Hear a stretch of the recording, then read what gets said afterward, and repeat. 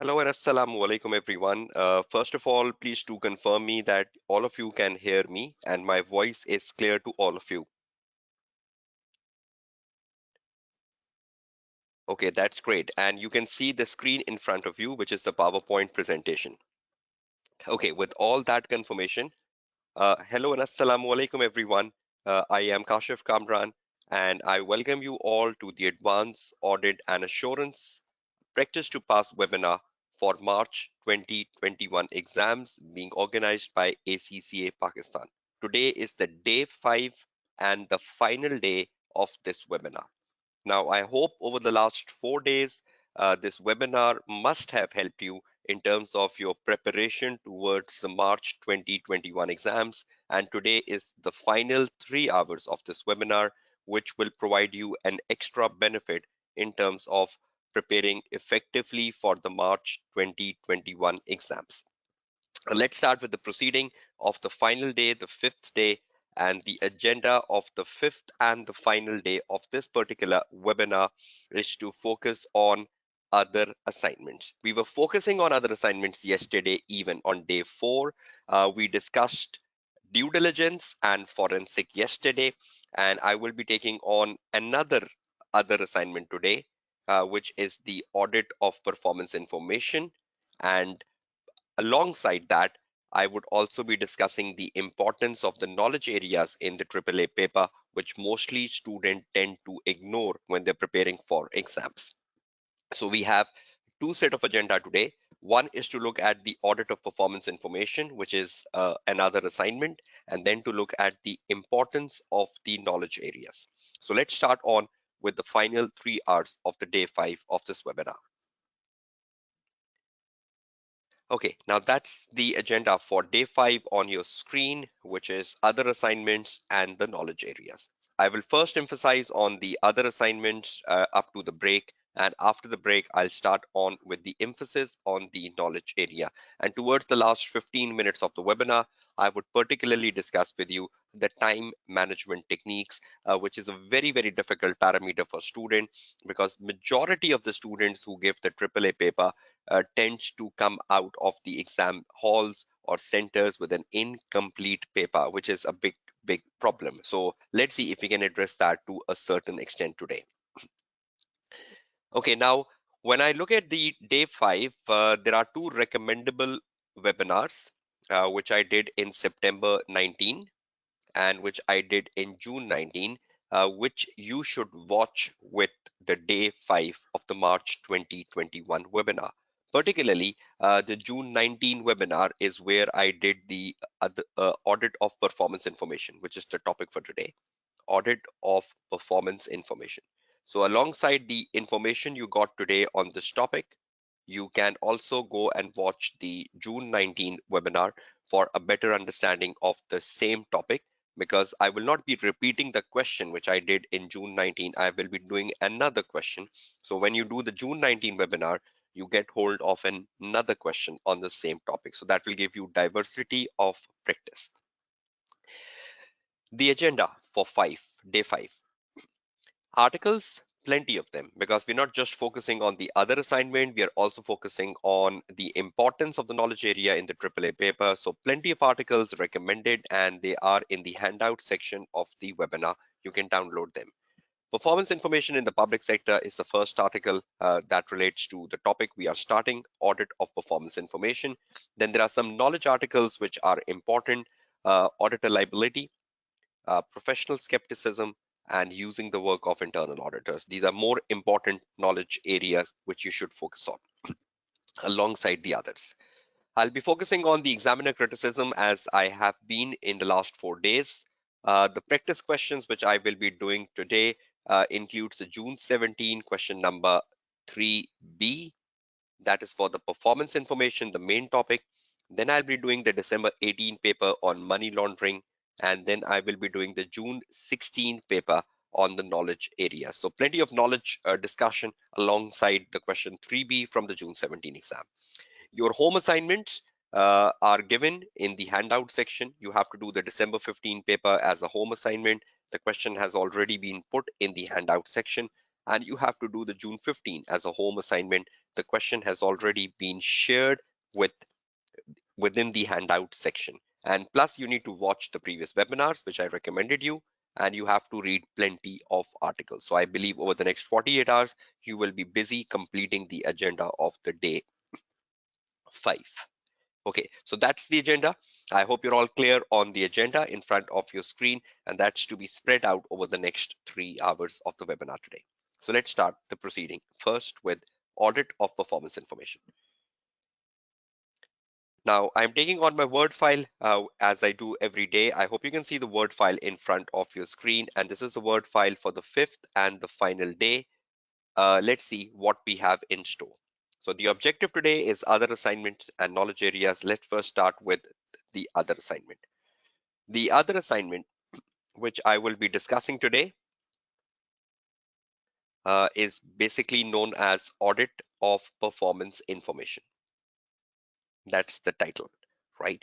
Now I'll give you a brief summary of what exactly is audit of performance information, as I did give you about forensic and due diligence yesterday. I hope you remember that. In the same order, I'll give you a brief summary of audit of performance information, and then I'll take you to the past papers so that I can guide you about the marking scheme. Okay, moving on. First of all, when you're preparing yourself for this topic, audit of performance information, how to prepare this topic.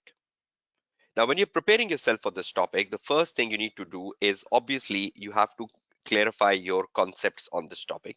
And to clarify the concept, you have a good article, so no need of a book reading. You will directly read the examiner article. And you will read the examiner article, which is performance information in public sector. I'll show you the article once I start discussing it. So that's the title of the article, right? Performance information in the public sector. This is plenty. After this article, no need to go into the books, right? This is sufficient article which will exactly provide you the right exam rigor you need to have for audit of performance information. Is that clear? So you build up the concepts from the article, and I'll give you a brief summary shortly. Now, after you build your concepts, it's time to do practice so that you know exactly that you can apply the knowledge you gathered from reading the examiner article. Now, when you look at the practice and you look at the recent 6 papers, which I've been recommending over the last 4 days, recent 6 exam papers from September 18 to December 20. And you will be amazed that in these recent 6 papers, there are no questions from this topic. So if you start your practice from September 18 up to December 20, you will find not a single question on audit of performance information. That means you have to go prior to September 18.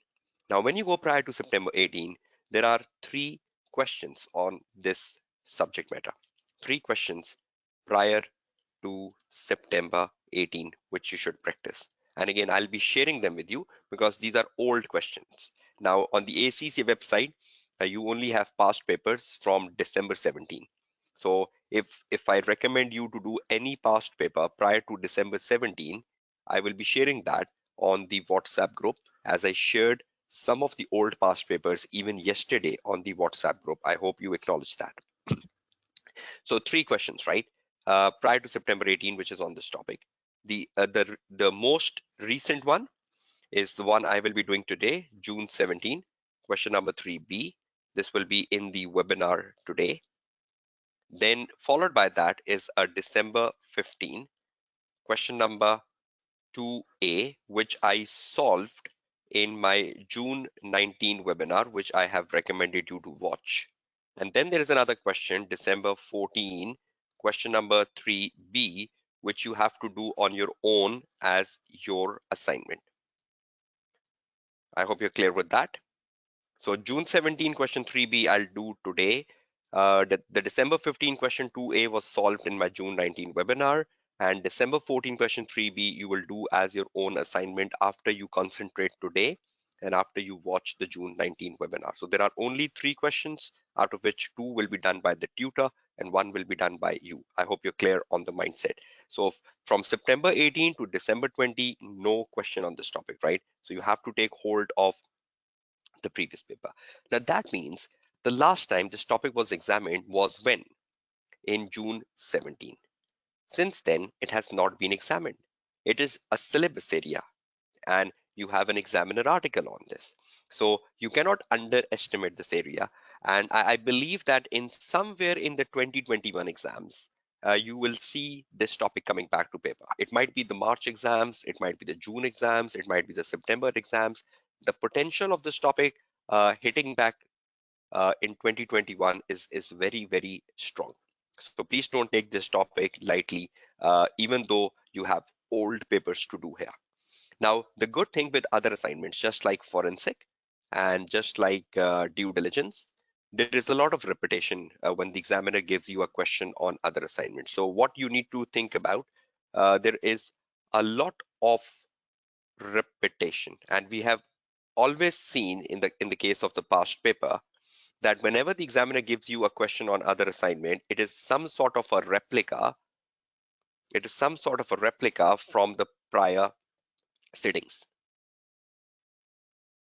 right? So what you need to do is that if you solve the three questions which are for this topic, you might be lucky enough to find some sort of a replica of that if a question comes in the March 21 exam on auditor performance information. So because there is a lot of repetition, so if you solve all three questions above, you will be safe in exam. You will be safe in exam, right? Is that clear to everyone? So I'll be doing the June 17 today, right? And through that, I will be guiding you about this topic, audit of performance information, so that it is fresh in your mindset. Okay, so concepts and practice. And after practice, obviously, you have to do your self-appraisal, which is a concept which I start building upon from day one. I hope you have now reinforced this principle of self-appraisal because I've been consistently discussing this from day one now to the final day. A self-appraisal of your answer. And the best way to do a self-appraisal of your answer is marking schemes and the examiner report.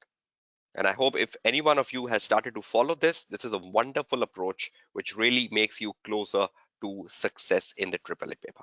So this is how you should go down preparing this topic. Read, practice, and a self-appraisal. So I think this is the three-step model, which is to be applicable on each day of the webinar so far. Okay, now out of that, let's start having a brief overview of what exactly is audit of performance information and then looking into the past papers. Now, when you look at this topic, audit of performance information, where the examiner has written an article, first of all, you should have a clear idea about some aspects of this other assignment, audit of performance information. What is this other assignment? What is done in this? What is the assurance level? What is the type of report? Just like we were discussing the due diligence and forensic yesterday. Let's open the topic. Okay, if I can share with you the article on this topic, performance information in public sector. I hope you can see that in front of your screen now. Performance information in public sector. A small article just spreading over 5 pages. You scroll down and the examiner gives you the introduction that how important it is from the syllabus point of view. So you can read that on your own. Then the examiner gives you the backgrounds. I'm not interested in the background. I just want to tell you what exactly this topic is. So if you want to, you will always be reading the full articles, right?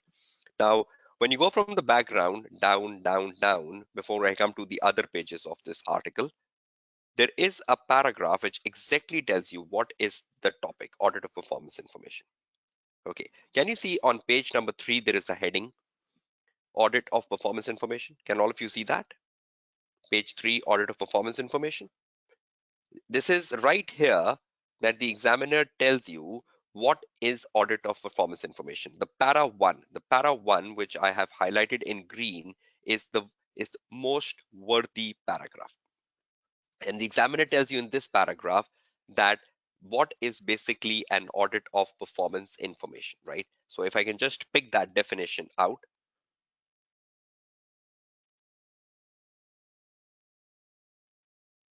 Okay, right from here to here.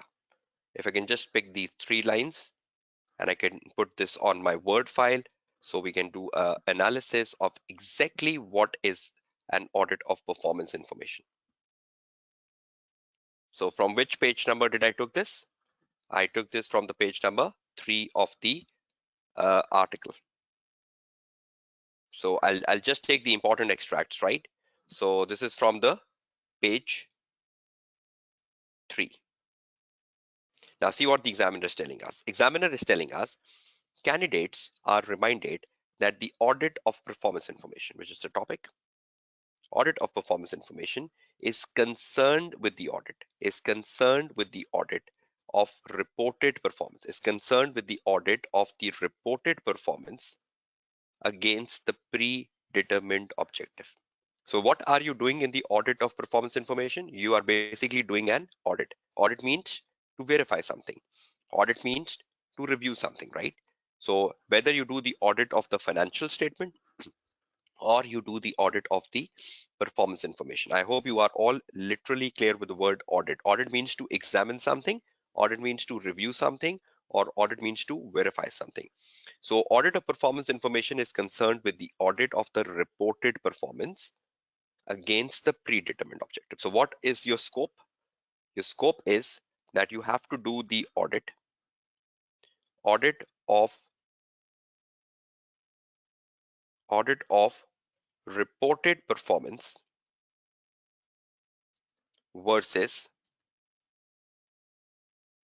predetermined objectives. Predetermined objectives, right? Now the predetermined objectives are basically known as key performing indicators. Key performing indicators. I hope you've heard this word, key performing indicators, right? KPIs. KPI is a topic which is scattered across ACCA qualification. And in the 14 papers of ACCA qualification, you do find a scattered overview of key performing indicators as a topic across many papers. Okay, moving on. So the scope is to audit the reported performance versus the predetermined objective. Now, just to give you an example, for example, now the performance, reported performance is other than the financial performance, right? It can be financial performance. It can be a non-financial performance. For example, it could be anything in the exam paper, but the reported performance will be given in the case study, right? The reported performance will be given in the case study because the management will be reporting it to the auditor, and the auditor needs to verify whether the reported performance is right or wrong. I hope you're clear on that. So the reported performance will always be in the case study, whatever that is. Now, for example, the management has a predetermined objective. The management has a predetermined objective to provide charity to organizations, So that's their objective, right? That is their corporate social responsibility to provide charity to the organization. Now, what have they done?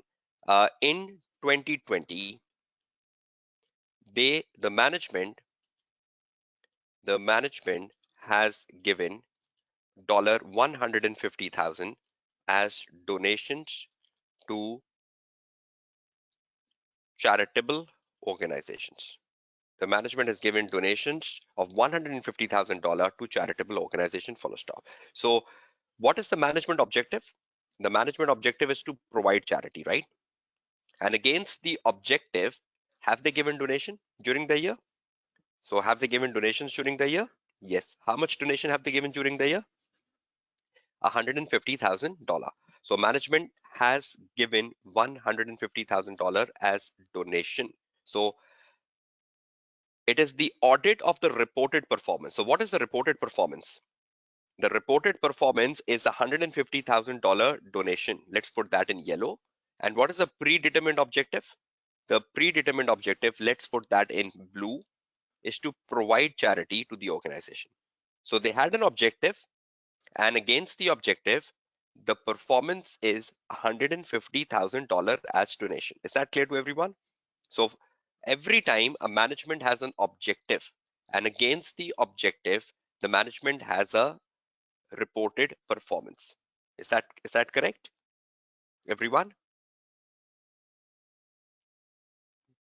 Waiting for your answers, everyone. I hope you're all there in the live webinar.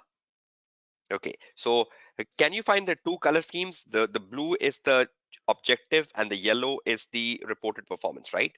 Now, what is the auditor doing here?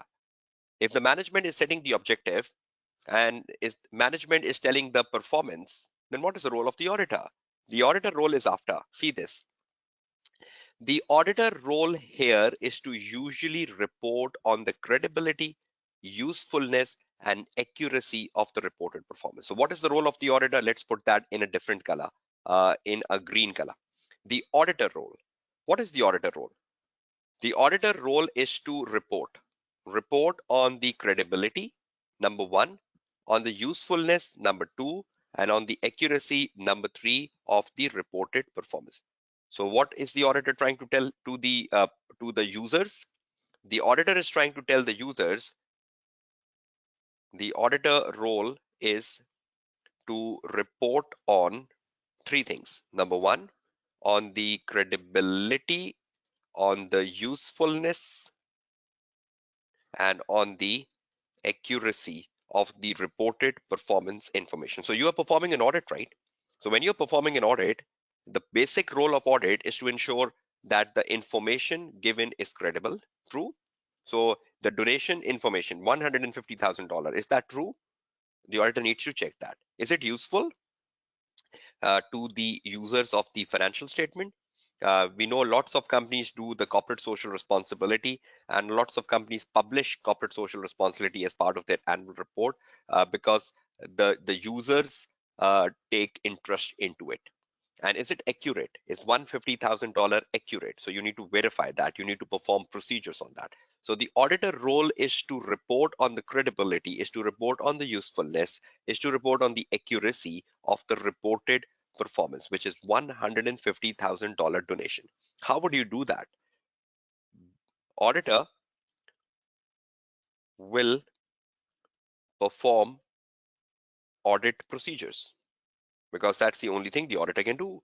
Auditor will perform audit procedures to gather sufficient, appropriate audit evidence that the reported performance is credible. Reported performance is credible, full stop. So is that the mechanism the auditor use even in the audit of the financial statement?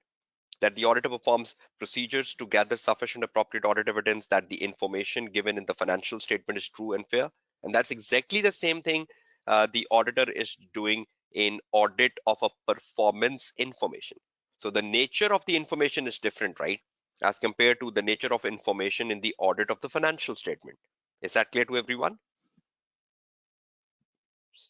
So the scope is quite overlapping, right? The scope is quite overlapping to the audit of the financial statement, right? So the auditor will perform procedures to verify the credibility that whether $150,000 is credible or not. Clear? Now look at the last thing. Now, once you know what is an audit of performance information, and once you know what the management do, I need some quick answers from your side. What is the role of the management in performance information? Number one, the management sets the objective. Is that right? The management sets the objective. Is that right?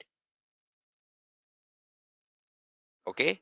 And the management reports the performance information. Is that right? The management reports the performance information. Is that right? Okay, that's good.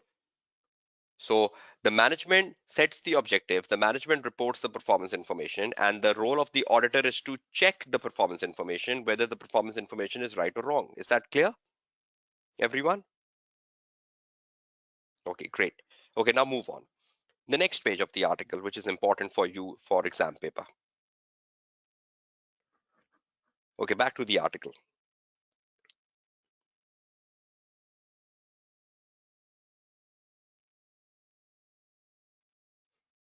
Okay, can you see on the page number 4 of the article in front of you that the examiner has given the audit procedures?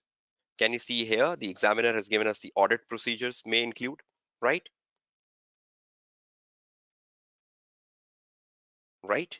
So can you see the examiner has given a long list of procedures to us? What can be performed to verify the credibility of the performance information? Can that be helpful to you in exam paper, right? Okay, let me put these to the Word file. We'll do a quick discussion of these procedures and we start attempting the past paper. So the examiner is saying, what can be the audit procedures? What can be the audit procedures? The audit procedures include, so I'm just taking the crux of the article, which will be really beneficial for all of you. Summary. So these are the audit procedures, right? So examiner is saying these are the audit procedures which can be performed by the auditor to verify the credibility, to verify the usefulness and accuracy of the financial information. Okay, let's go one by one. The first procedure, test of controls. The auditor can perform test of controls. Number one, the auditor can perform the test of controls to ensure that the system used to generate performance informations are good. Will that increase auditors' confidence on the credibility of the information if the systems which generate performance information are robust, are credible? So should auditor ensure that the systems which generate the performance information are good, the internal controls around performance informations are good? Will that enhance the credibility? So test of controls are performed on the systems. Are the system good or not? Next, performing analytical review to evaluate trends and gauge the consistency of the information. Perform analytical review. We know analytical review is important, and analytical review can help us to understand, analytical procedure can help us understand the trends in the information. How much donation the company has given in the last year 2019, or how much donation has the company given in the previous year 2018? What has been the trend of giving donations? Normally the company gives donation of like $100,000, or company used to give a very high donation, but this year the company has given a very low donation. So can we gauge the trends through analytical review by finding trends of the last years? Is that clear to everyone? Right? Okay, good. So analytical procedures can be used in context. Next, discussion with management. Now we know discussion is a very common procedure. You can use it anywhere. You are discussing with management or any relevant individual responsible for the reporting process. So there might be lots of things which you need to discuss with management, right? Discussion with management. You need to discuss with management any problems you had in performance information. So discussion itself is a procedure. I hope my voice is clear to all of you, right? You can hear me.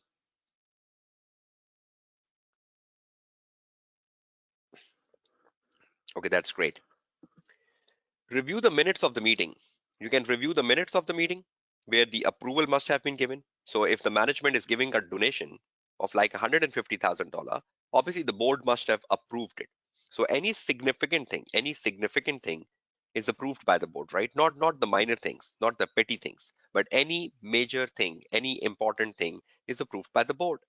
So review the minutes. You can have a confirmation of the performance information to a source document. You can have confirmation of the performance information to a source document. So can you confirm the source document of the performance information? Now, in the case of a donation, in the case of the donation, what is the source document? The bank statement or the donation slip, right? So discussion can be done for anything, right? That depends upon the case study. That depends upon, is there any issue? If there is any issue, you will discuss with management anything pertaining to the issue. Or if there is any missing information, you will discuss management about the missing information. Source document. So do you need to verify the source document for donation? If the management says they have given a donation of $150,000, so the source document of a donation might be a bank statement, might be a cash book, or might be the slips, the donation slips you get from a charitable organization. And lastly, you can do recalculations if that is possible. So if you find a performance information in exam paper which can be recalculated, you can recalculate it, right? If you find a performance information in the exam paper of which there is a source document, verify the source document.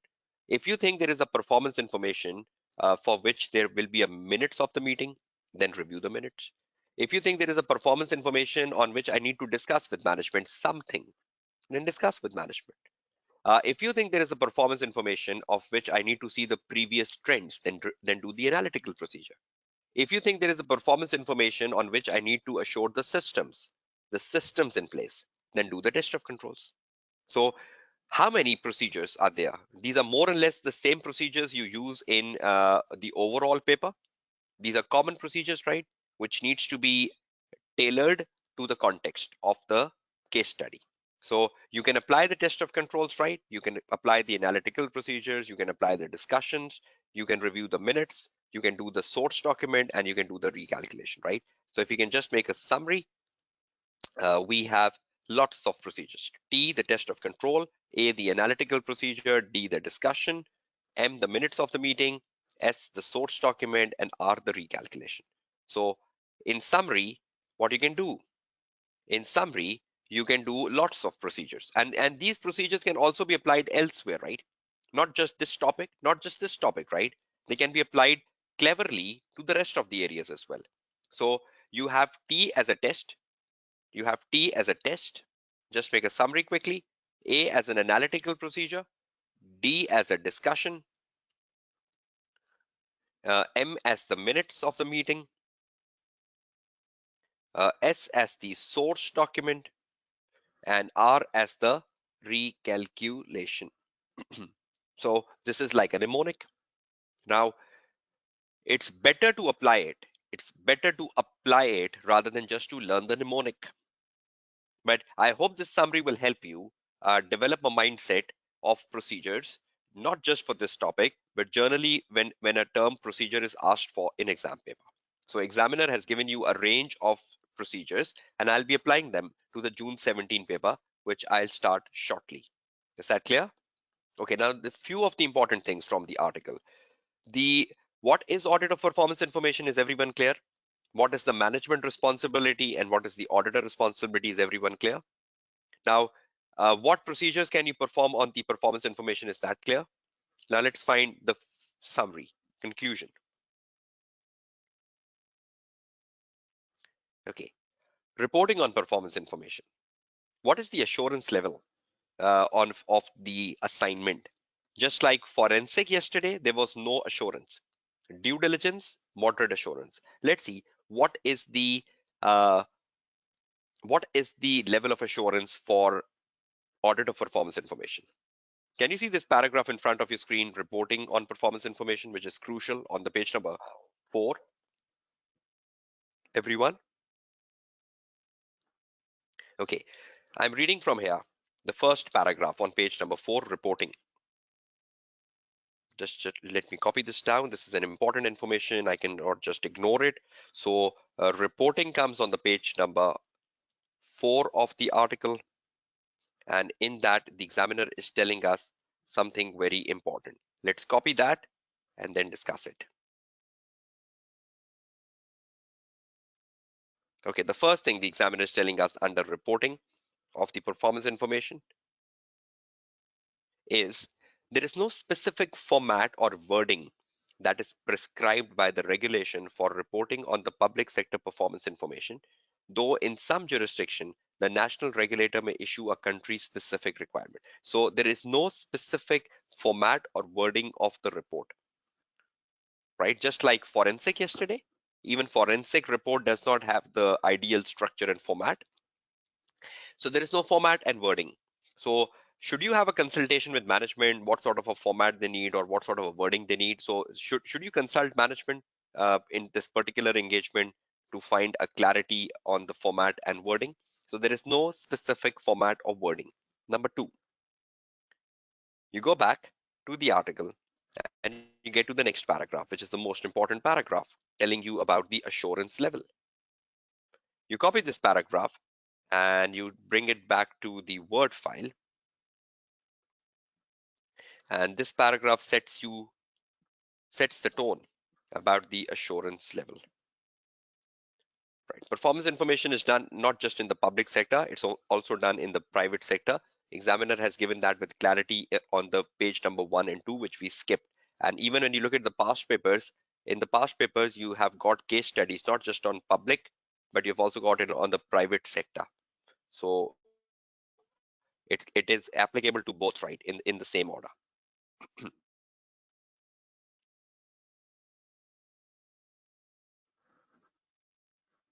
Just 1 minute, right?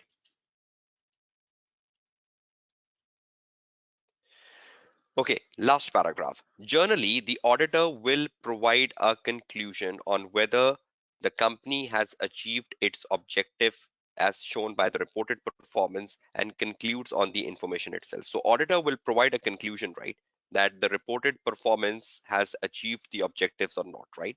So whether the company has achieved the objectives or they have not achieved the objectives by looking at the performance information, the auditor will provide a conclusion. This conclusion may be in a form, maybe in a form of a reasonable assurance, as you do in the audit. That is an opinion. That is an opinion.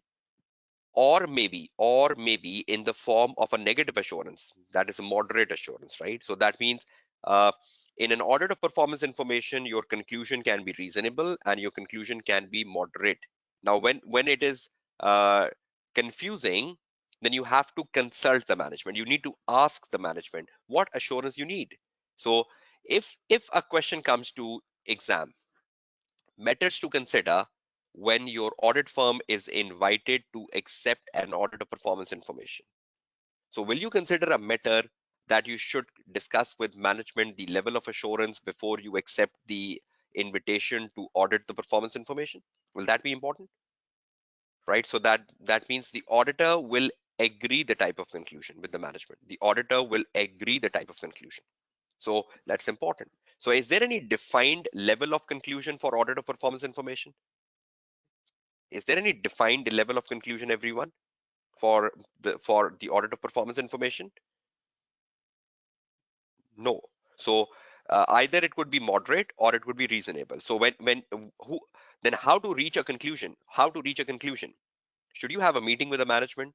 Should you discuss with management what do they expect? And according to that, will you decide your fees level? And according to that, will you decide your scope level?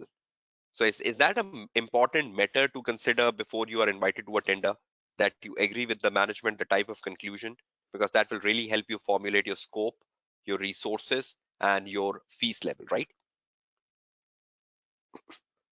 Is that clear to all of you? So the summary. In the summary, number one, no reporting format. No reporting format. Number two, the level of assurance vary. So the auditor and the management needs to agree the assurance level. Is that right? The management and the auditor needs to agree the assurance level because the level of assurance vary. So that's the summary of the page number 4 where we got reporting. I hope you're all clear on that, right? And I hope that's too childish to ask at this level. What's the difference between a moderate and a reasonable assurance, as one of the students is asking? You're coming from the F8 paper to the P7 paper, and you're asking at a P7 level, what is the difference between a moderate and a reasonable assurance? That's something which is taught in the very first class of the F8 paper, right? So you should go back the books, open the books, go to the Google, search on the Google, what's the difference between a moderate assurance and a reasonable assurance, right? So um, we came across a topic yesterday, just to open your mindset. Yesterday in the webinar, if you watched that live, we came across a topic which is matters to consider when audit firm is invited to uh, when the audit firm is invited to perform audit of performance information. For example, a question like such comes to exam paper, right? Now, you know the answer to this. We discussed that yesterday. Matters to consider when an audit firm is invited to a tender. Now, apart from considering the scope, as a matter to consider when invited to a tender for performance information: your fees level, your deadlines. You would also consider the assurance level. Do you believe matters to consider in the case of audit of performance information? The assurance level is a very important matter because there is no defined assurance level. If the assurance level is defined, it will not be a matter to consider, right? But because the assurance level is not defined, it is a matter to consider. And do you believe with the change in the assurance level, your fee level will also change? With the change in the assurance level, your scope will also change. With the change in the assurance level, your resources will also change. The resources required to perform this engagement, right? So try to understand the topic in a holistic manner. And the limitation of the webinar, we have 3 hours and everything has to be put in order. The tutor can just give you a direction. I hope the page number 3, the page number 4 is putting you in the right direction for the topic audit of performance information. You know the assurance level, you know the procedures, you know exactly what is the management responsibility, and you exactly know what is the auditor responsibility when it comes to audit of performance information, right? So will you be reading the article in full? And will you be watching my June 19 webinar? Because in the June 19 webinar, I have covered the page number 1 and 2 of the article. So if you watch my previous webinar, you will also get the knowledge of the page 1 and page 2, right? Is that clear to everyone? Right? Is my voice clear to all of you? Okay, that's great. Okay, the summary, and we're exiting, right? The summary of the whole discussion we had. Number 1, you should know the management responsibility for performance information. Who will give me quick answers? What is management responsibility for performance information? How many? What they do? Management responsibility for performance information. What they do exactly? They set objectives and they report performance. Is that right? See, I'm not giving papers, right, in March. You are giving papers in March. You need to be quick. So the management sets the objective, they report the performance, right? Good. Next, what is the auditor responsibility in case of the performance information?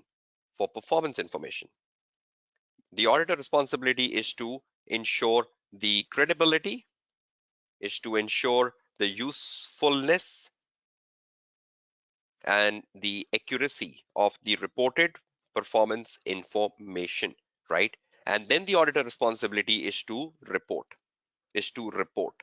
right? Now, when you look at the report, there is no format of the report. The assurance level vary. That's all we got right. So I hope that opens your mindset, right?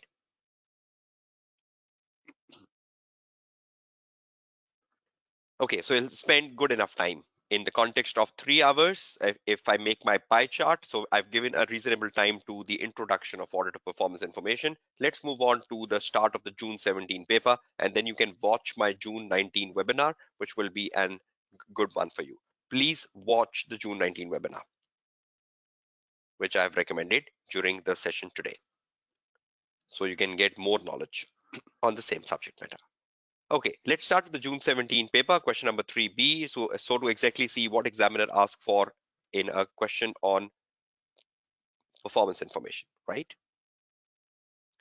Now, when you look at the June 17 paper, right, question number 3B, which we are doing in the webinar, or you look at any of the old papers like the December 14 paper or the December 15 paper where this topic has come, what is the scope of the exam requirement? The scope of the exam requirement, if you look at all the 3 papers, the scope of exam question on performance information. I've shared the hyperlink, Bilal Tahir, in my presentation. So you just click on the hyperlink and you reach the June 19 webinar the particular day. Scope of the exam question on performance information, right? Whether you look at the December 14 paper or you look at the December 15 paper or you look at the June 17, which we are solving. The scope moves around procedures. Procedure is the most scoring part in a question on performance information. And I think 50 to 60% of the total marks in a question on performance information are allocated to procedures. And we'll just see that, right? And the remaining 40% marks, ideally, are allocated in every exam setting where performance information have been tested, are allocated to the knowledge given in the examiner article. Knowledge given in examiner article. So examiner asks you something directly from the article in all the previous 3 exam settings. So 40% marks are allocated to the knowledge given in the examiner article. So please ensure that you read it. But 60% marks is case oriented, where you need to apply procedures. Is that clear with the scope of a question on performance information? And that's exactly what you will see in the June 17 question number 3B. Okay, let's start the drilling. The drilling of the June 17 question number 3B. Okay, I'm putting in front of you the June 17 question number 3B.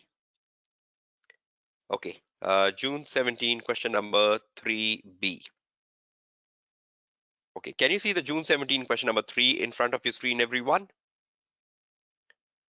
Okay, we are looking at not 3A, we are looking at 3B. So you go to the 3B, which is this, and you look at a small case study, because every time performance information has come, it has only come for 10 marks. So that means it's not a full question like 25 marks or 20 marks. It's just a small question of 10 marks. Okay, you look at the requirement. What is the examiner asking for in this 10 marks requirement? I'll just copy this and we take it to the Word file and exactly see what is the requirement asking for. You bring the requirements to a Word file because the first thing which I believe you need to do, and I've been guiding you as a tutor every day, is to read the requirements carefully, and they really help. Explain the difference. So the very first thing the examiner is asking is to tell the difference between performance audit and the audit of performance information. Now, this is the knowledge in the article. In the article, the examiner has explained the difference between the two terminologies. And if you don't read the article, what if a same question comes in the March 21 paper and you don't know what's the difference between performance audit and an audit of performance information? You all know what is an audit of performance information. Have I guided you on what is an audit of performance information? The audit of performance information is to where you audit the reported performance against the predetermined objective. I hope you know the definition of audit of performance information. We just covered that in the session. Explain the difference. So where is this difference coming from, everyone? This difference is coming from the article. So you need to read the article. I'll just show you this. I'll just show you this. It's on the page number 3 of the article. Okay, then you come to the next one. Recommend procedures. Recommend procedures to be used in auditing the performance information of the Moosewood Hospital. So you need to audit the performance information and you need to apply procedures on auditing performance information. How many marks? 7.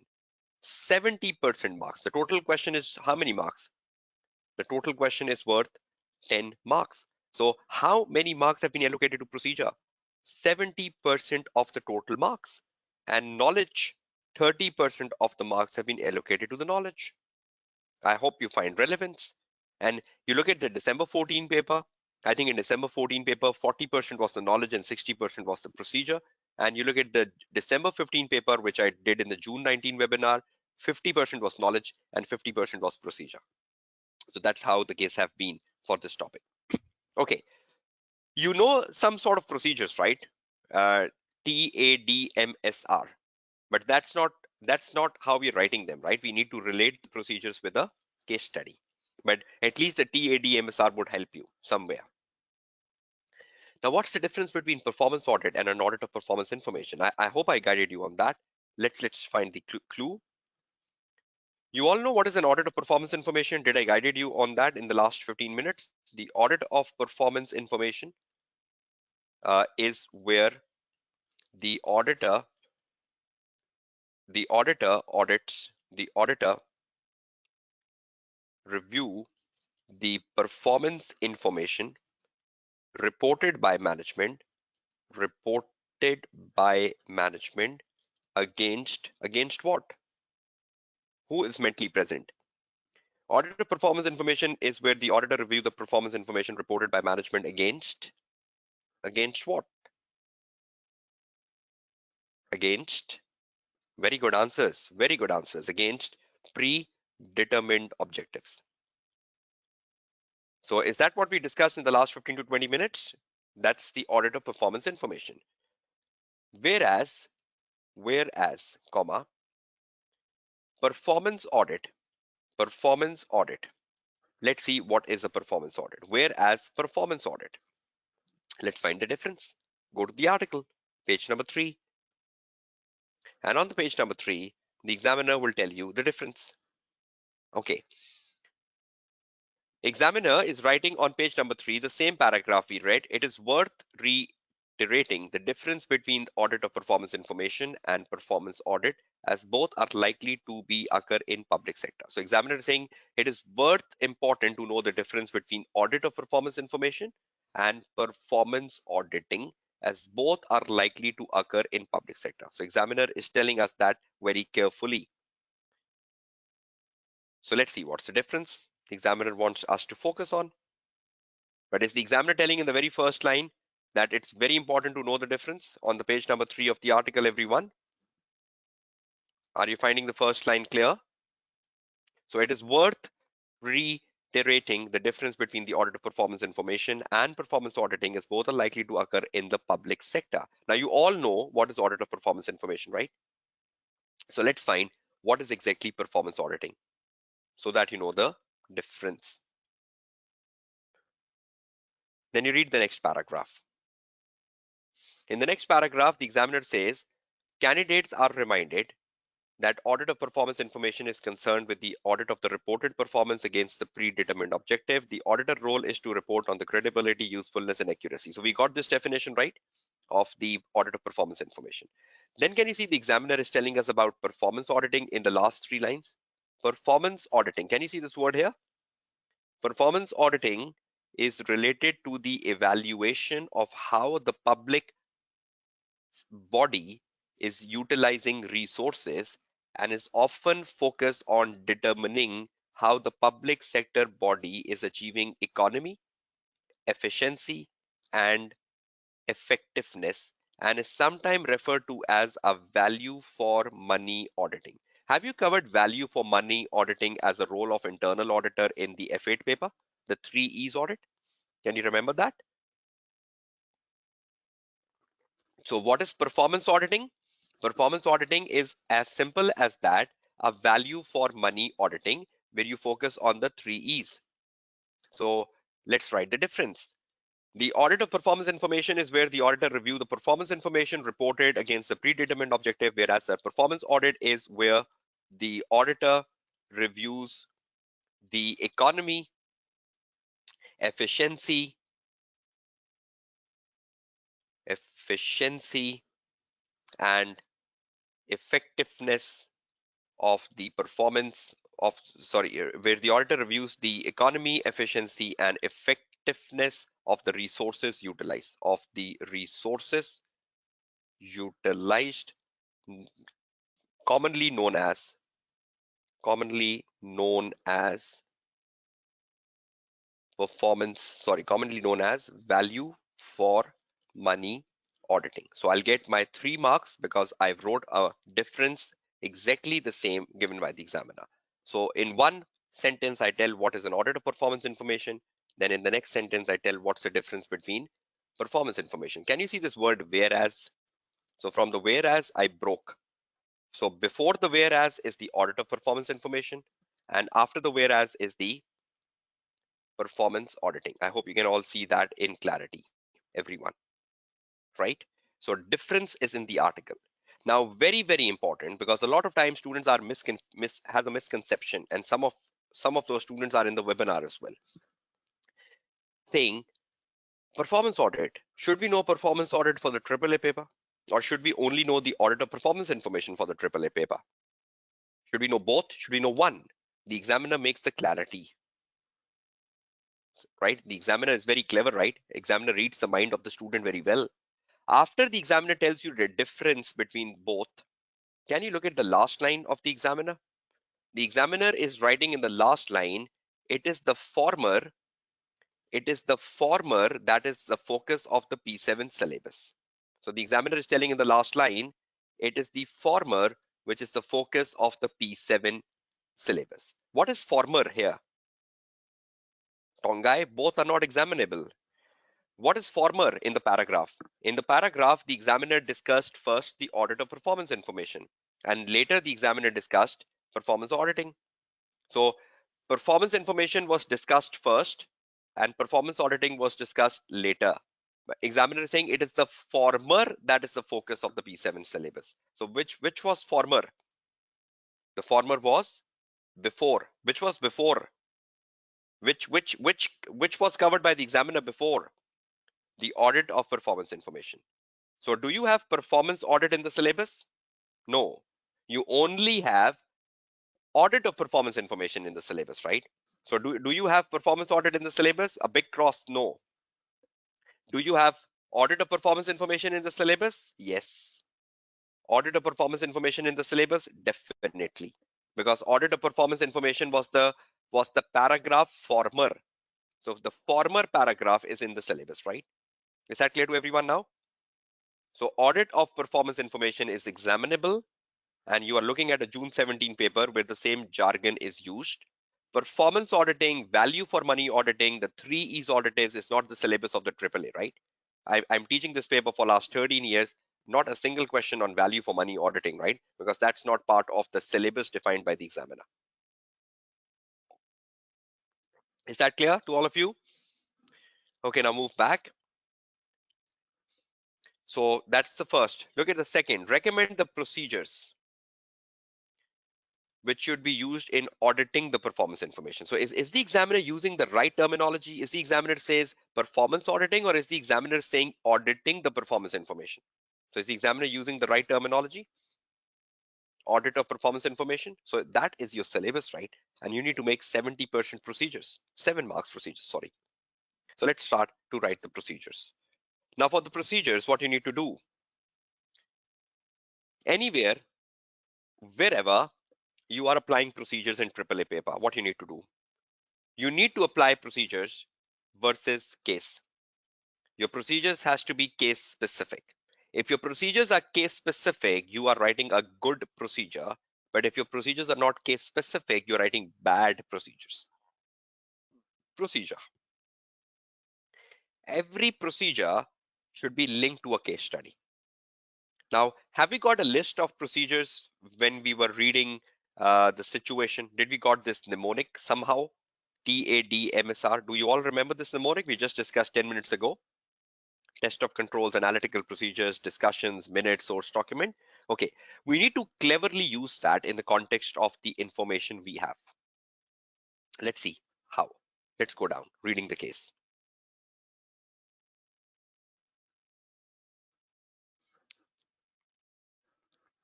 Okay, I'm giving you 3 minutes. Can you read this small case study from in addition up to not exceed 3%? Can you read this short paragraph and prepare yourself for writing 7 marks procedure? 3 minutes, your time starts now. See what's happening in the case study. And once you're read, please put in the chat box done.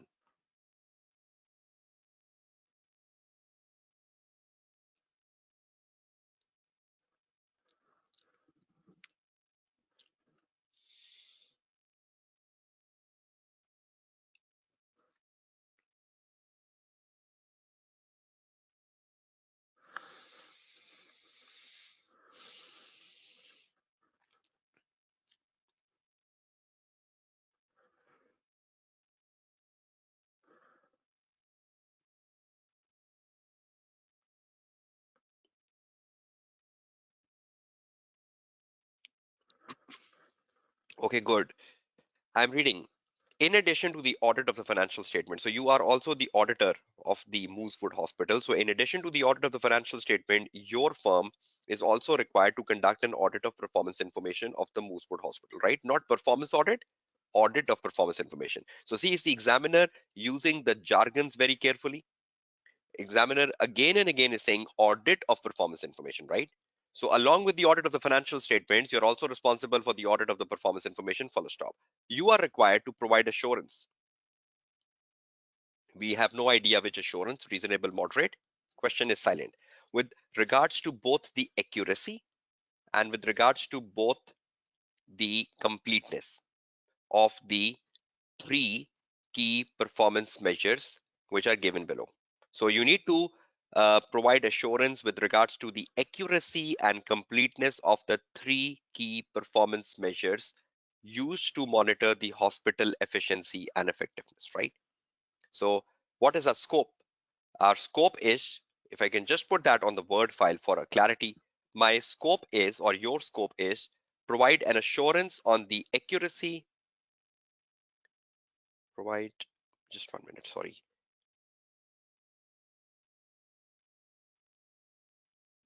Okay, is to provide assurance on the accuracy and completeness of the three key performance measures given below, right? So I'll copy it, take it to my Word file. I'm getting a clue. I'm getting a clue from the case study, which will help me writing the procedures. Number one, what is my scope? My scope is to provide assurance on two very important aspects. One is accuracy and one is completeness of the three key performance measure given in the case study, right? Let's see. How can I confirm accuracy and completeness of the three key performance measure? The first one in the case is the performance measure number one is to maintain an average patient to nurse ratio of no more than 6 is to 1, of no more than 6 is to 1. Is that important for a hospital? Is that a very important objective of a hospital, that the nurse to patient ratio should be as low as possible? If you have a nurse to patient ratio of like 100 is to 1, it's a very bad hospital. That means you only have one nurse serving 100 patients. But in this case, the Moosewood Hospital is saying no more than 6 is to 1. That means for every 6 patients, there is one nurse, which is quite reasonable to, to control and handle the situation in a hospital, right? So, how to verify that the hospital, Moosewood Hospital, exactly have a 6 is to 1 ratio or less than 6 is to 1 ratio, not more than 6 is to 1. If at any time your ratio is more than 6 is to 1, you are not meeting the objective. So you need to see on a monthly basis that the ratio is 6 is to 1 or less than 6 is to 1, not more than that, right? So that's the first parameter.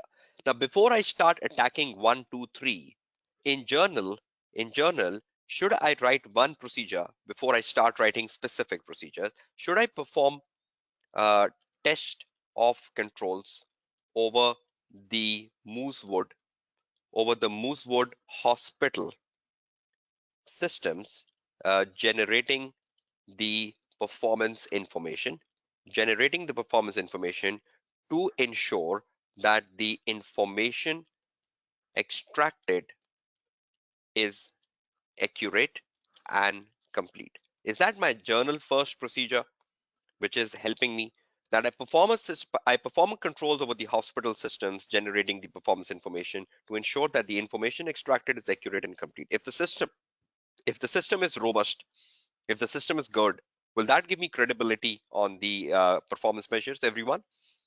So did I link the first procedure to Moosewood Hospital? Are you all clear?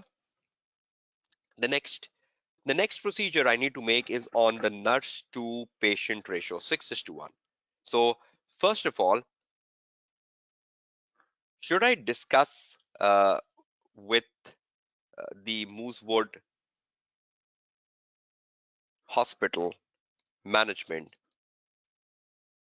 which patients are included in the determination of 6 is to 1 ratio, whether whether emergency patients whether emergency patients are included in it, or only the regular admissions are included. Only the regular admissions are included. I hope you have an idea of the hospitals. You have two parts of the hospital, right? One is the emergency part where everyone is on the toes, and one is the regular admission where you are admitted to a room, like a private room, right? So I need to see a clarity from the management that a 6:1 ratio, is that applicable for only the regular admissions, or is that applicable only also for the emergency cases? Because there is a separate emergency ward in the hospital and there is a private rooms in the hospital, right? So the ratio might be different in a emergency situation and the ratio might be different in a normal situation. Is that clear? Is that how the hospital works everywhere? So we need to discuss management which patients. So if I'm recalculating, I know exactly which patients to include. Then should I review the human resource records? Should I review the human resource records to confirm the number total number of nurses on the payroll of Moosewood Hospital? Will that help me to determine the 6:1 ratio? Moosewood Hospital. So review the human resource records, right, to confirm the total number of nurses on the payroll of the Moosewood Hospital. Now, once I know the nurses on the payroll, once I know which patients to include and which patients not to, uh, can I review the appointment records of the hospital to confirm the number of patients to confirm the total number of patients? Can I review the appointment records of the hospital for the year to confirm the total number of patients admitted or visited the hospital?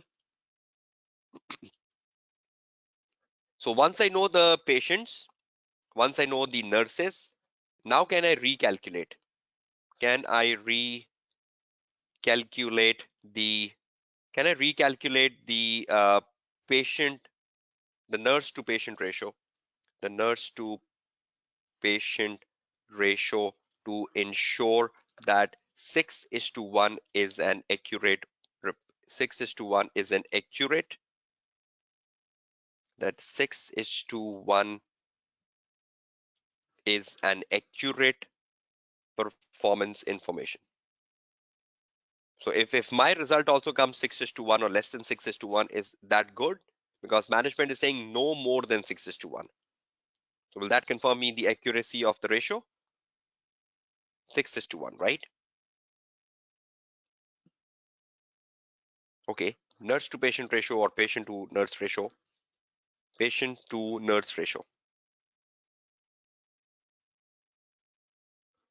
right? So are these procedures making sense? A procedure has to start with action, perform, discuss, review, discuss, review, recalculate. A procedure has to start with an action.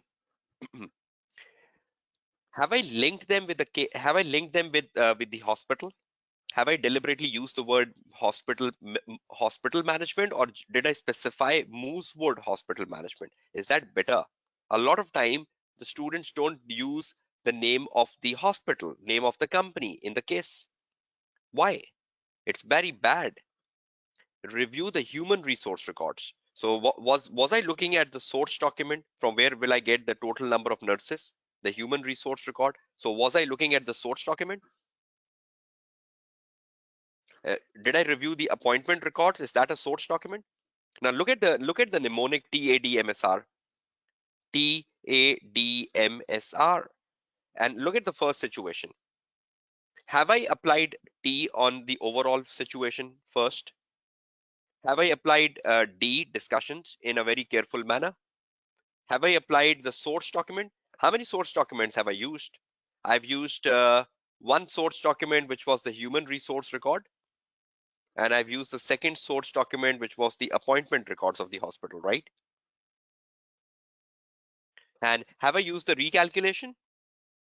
But did I forcefully wrote them, or did my uh, do my procedure make sense? Is my procedure senseful, or are they illogical procedures? So if you know the TADMSR, read the case study and see what can be applied. Don't just say, okay, I'll apply all of them. I apply all of them, right? So how many procedures we need in total? Seven. How many performance informations we have? Three. I just made five on just one. So can you continue on the track? Look at this. Can you pick up the second performance information and convert that to a procedure? Can you pick up the third and convert that to a procedure? You need total of seven. I just made five on one. If I go on that track, I might end up writing 15 procedures. I just need seven. Is that clear to all of you? Right? And in the same way, just to give you an example, just one last example in exiting from this situation.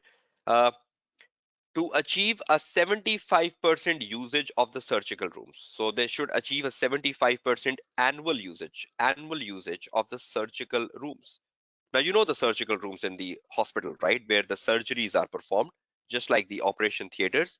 There might be minor surgical rooms and major surgical rooms where you perform the major operations and the minor operations, just like minor injuries as well, even the fractures. So, first of all, the company is saying we need to achieve a 75% annual usage of the surgical rooms. Now, should I know the total number of surgical rooms the hospital have? Should I discuss with them, or should I review the records of the hospital to know how many surgical rooms they have in place? Do they have five surgical rooms or seven or eight? Is that right?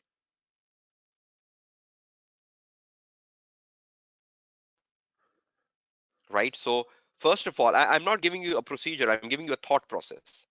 I hope this thought process will help you extract a procedure. Thought process. First of all, should I know the number of the surgical rooms or not? Surgical rooms, how many? Should I know this? Good. Okay, next. Achieve a 75% annual usage of the surgical rooms. Should I analyze the trends in the usage of the surgical rooms last last few years, to see is this percentage varying, or is that exactly the same over the last few years? How much was the usage in the last year, 2019, for example? How much was the usage in the 2018? Do normally Moosewood Hospital has a 75% annual usage, or is it more in certain years, or is it less in certain years? So can I do a trend analysis of the usage percentage over the last few years to ensure that 75% is more and less the average? What if what if the usage percentage in the last few years have been less, and this time the management is claiming it to be more? So can there be any fabrication? Can they fabricate to show that the hospital is working very well? Lots of patients are coming to the hospital. So should I have a consistency of these with the previous track records of the surgical rooms? So I should know the surgical rooms, how many. I should know the analyzing of the trend of the percentage over the last few years. I can review the occupancy register for surgical rooms. Whenever you get an admission in a surgical room, normally the hospital have a register where they maintain the record of the patient and the surgery performed. So the occupancy register of the surgical room, I can review the occupancy register of the surgical room to understand how many surgeries are performed. How many surgeries are performed on a given day? On a given day. And you go on this way thinking. Whenever you attack a procedure, first think, then try to convert the most logical one into a good procedure. Surgical rooms, how many, analyzing the trends and occupancy register. This is just a thought process, which might help you refine a very good procedure around achieve a 75% annual usage of the surgical rooms. So do we maintain registers for surgical rooms? Do we have a source document for surgical rooms? Whenever a surgical room is booked, we have a register where the booking take place, right? So that can help us, right, in ensuring uh, the time the surgical rooms were occupied throughout the year. So you take every performance information, think, and convert to a procedure. Is that clear to all of you?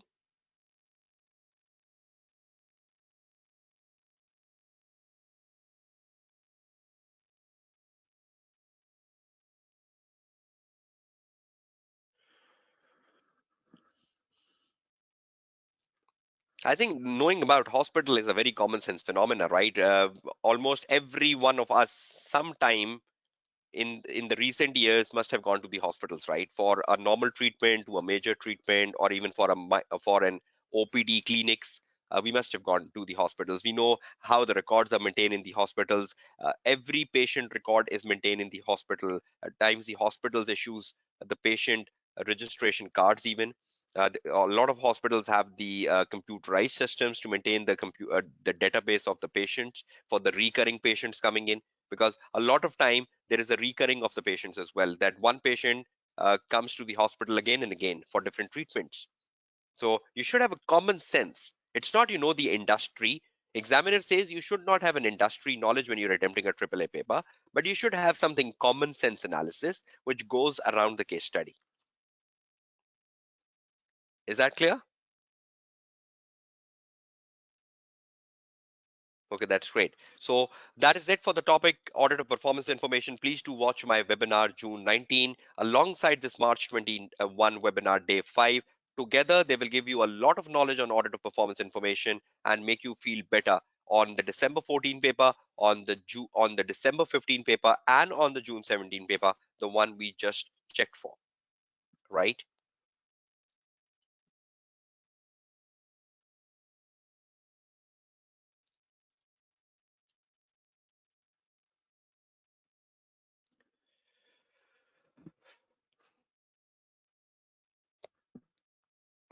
Okay, now off this topic, if you're all clear on this, right? And I'm proceeding towards my next topic, which is the knowledge areas. I just want to spend a very scattered time on knowledge areas because there's so many. And I want to give you a realization of knowledge areas. And I want to spend a careful 15 to 20 minutes on giving you a techniques how you can improve upon your time management in the AAA paper. So we have diversified agenda. And again, the time is running on this final day, right?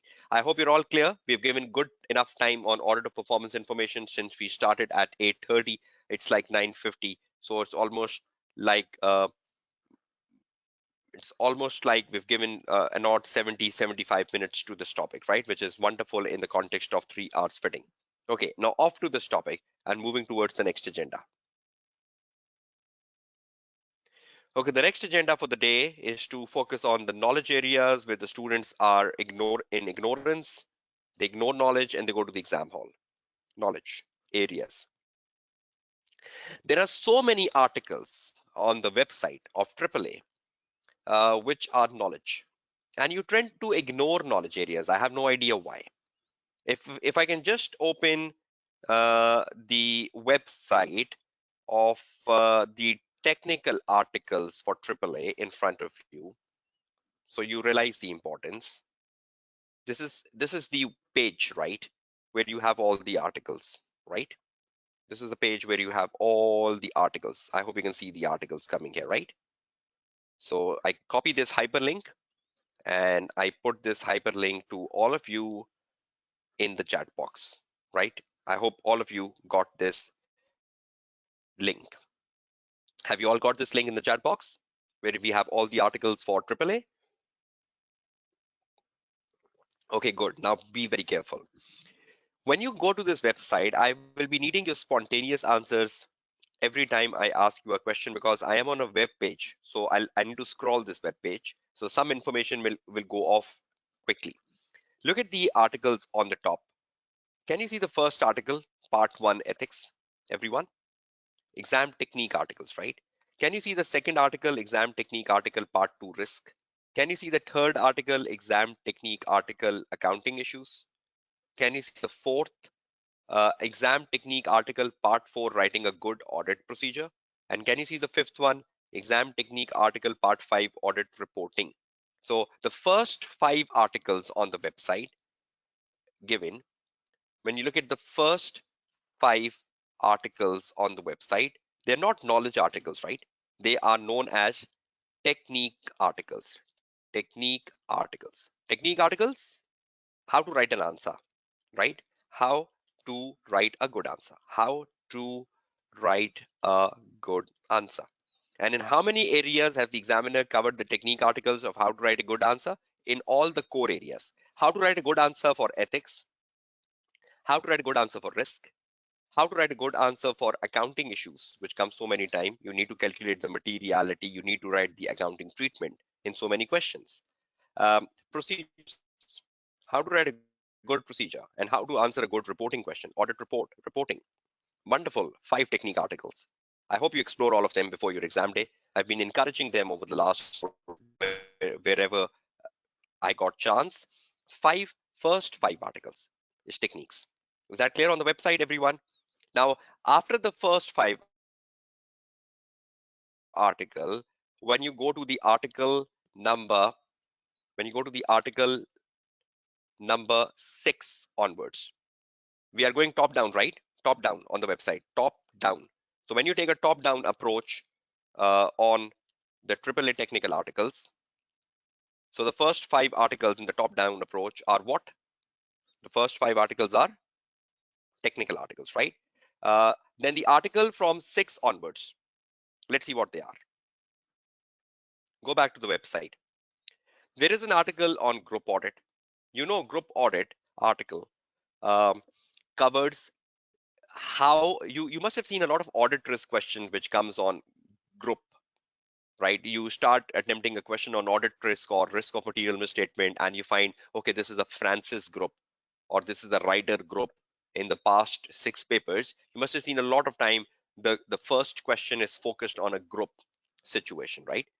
Uh, when you are focusing on group audits, you need to know the group accounting standards. There might be an accounting treatments around IFRS 3, there might be accounting treatments around IFRS 10, there might be accounting treatments around joint ventures, IFRS 11, there might be accounting treatments around IS 28 associates. So you should be good around the group accounting standards if the situation involves the group audits.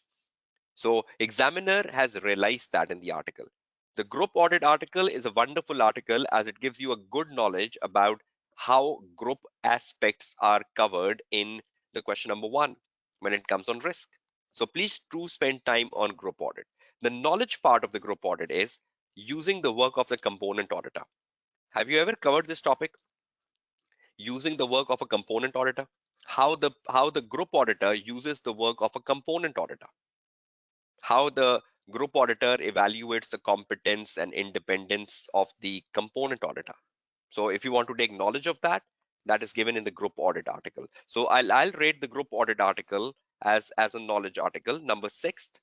So on number 6th, the article is group audit, and the group audit article will help you with the knowledge of using the work of component auditor, and you should be good on it.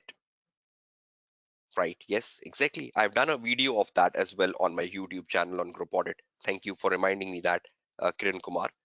Wonderful if you've seen that.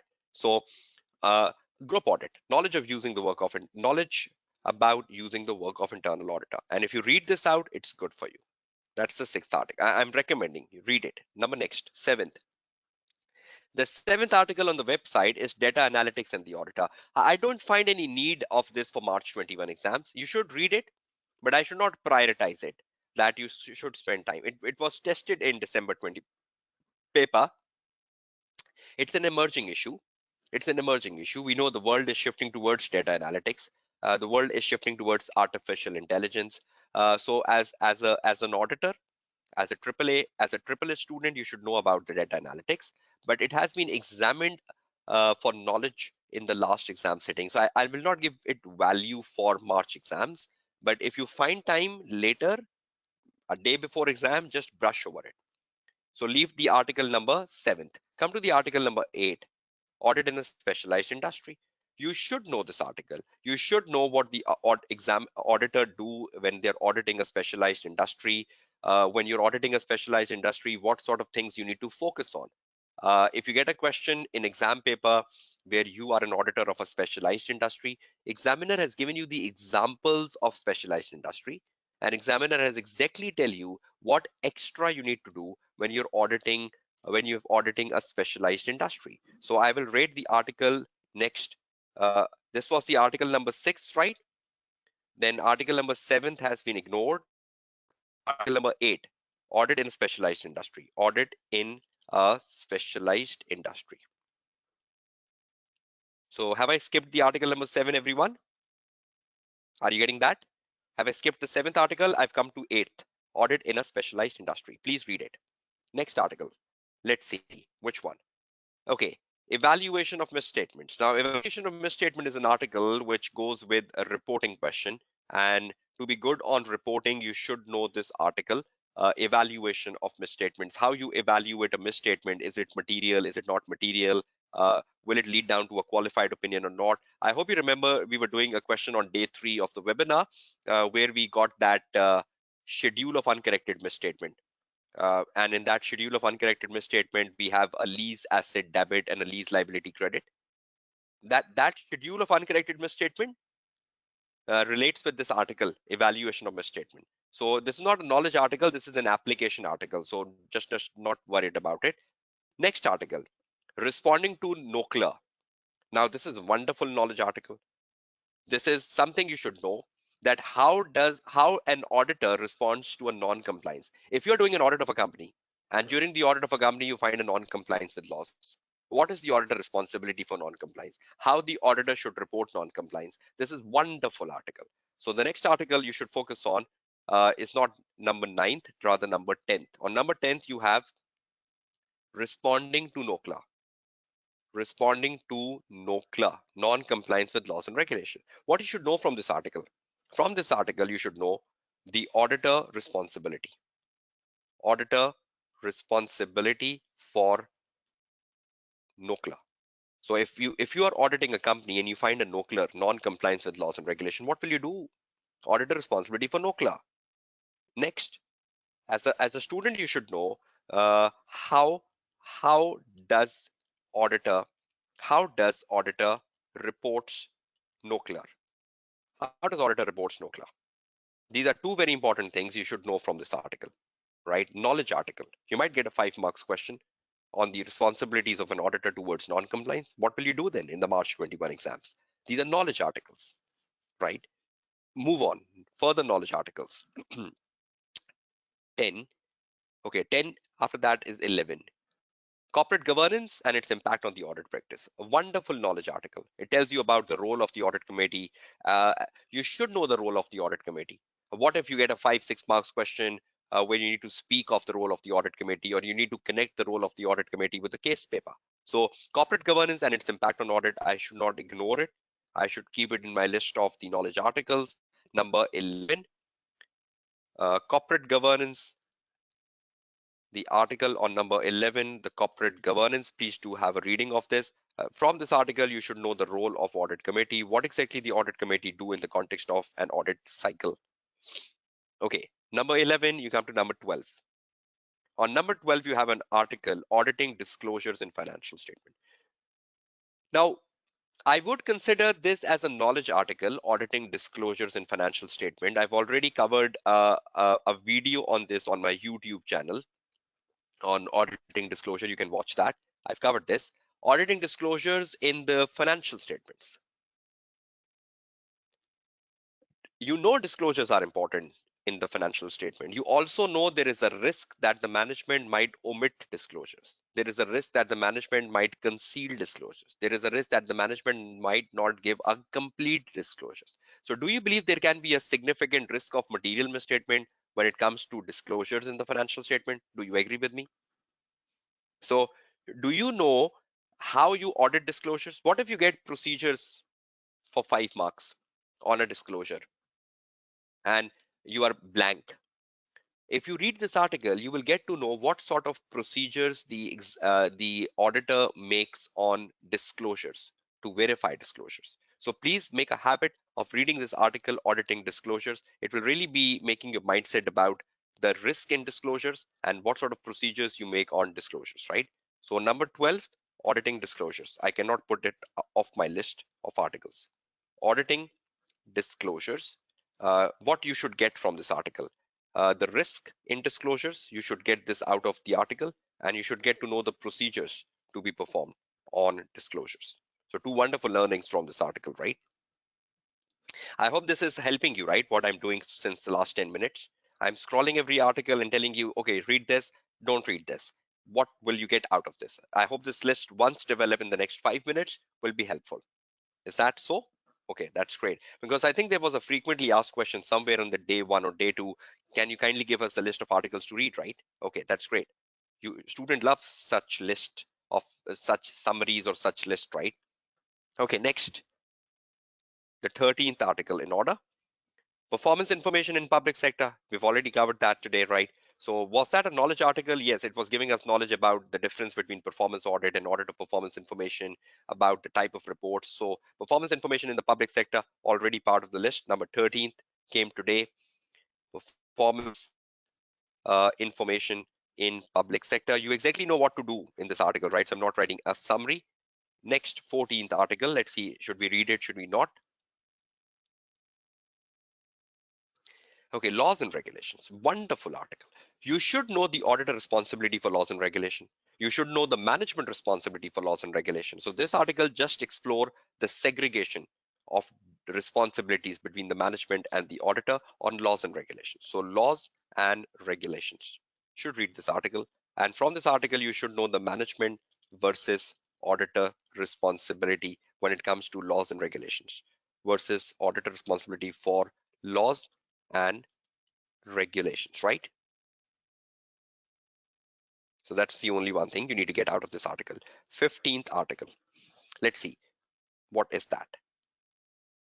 Audit quality, a perpetual current issue. I think this was not a knowledge article. This is an application article, right? Where you need to apply, quality control was discussed on day two. It is all application, no rote learnings, right? So I cannot consider this article as an article to read. I've recommended this article, but I'm currently trying to focus on those articles which can give you a lot of knowledge and then can help you out in exam paper. Professional skepticism, wonderful. You should know this article. You should read this article.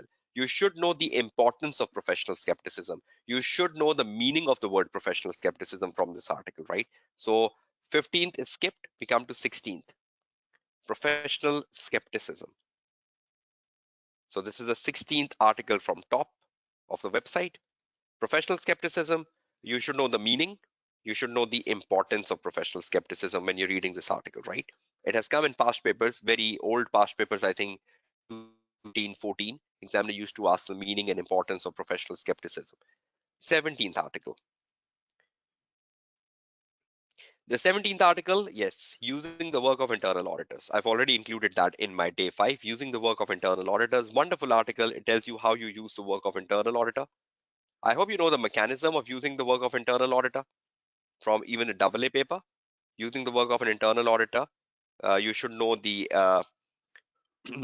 you should know the criteria. You should know the criteria of using the work. I hope you all know that criteria. You all know that you should look at the competence. You should look at the independence of the internal auditor before you rely on the internal auditor. You should look at the competence. You should look at the experience before you rely on the internal auditor, and you look at the independence before you rely on the internal auditor. So please have a brush of knowledge using the work of internal auditors, right? A couple of times this question has come in past paper for like 5 to 6 marks. Okay, article number 18, next after that, is auditor liability. Since very long, I think the last time there was a question on auditor liability was way back in 2012, June. Since June 2012, we are now in 2021. It's almost like 9 years. No question on auditor liability. Still, it is a wonderful article. Still, it is an article not deleted from an ACCA website. Still, it is an article which is a regular part of the syllabus. So you should know the auditor liability. When is auditor liable? In what context is the auditor liable? So you should read this article. Auditor liability. What if it comes in the March 2021 exam? It's almost, yes, it's almost a decade. No question on this. Auditor liability. You should know when is auditor liable. When is auditor liable? And how can auditor limit the liability? It's all given in the article, right? Next, 19th. The 19th article, control environment, no, not to read. It's not an article relevant. Control environment, normally systems controls don't come in the AAA paper. Just ignore that. Completing the audit is a more conceptual article. It's an article which tells you the type of activities which happens at the stage of completion. You know, completion is the section B. One of the question in section B comes on the completion stage, right? So you should have a general idea of things which happen at the completion stage. I'm not putting it in the article for knowledge. Okay, the next, acceptance decision for audit and assurance engagement. This is good because this is the topic we were discussing yesterday and even today. Matters to consider when a firm is invited to a tender.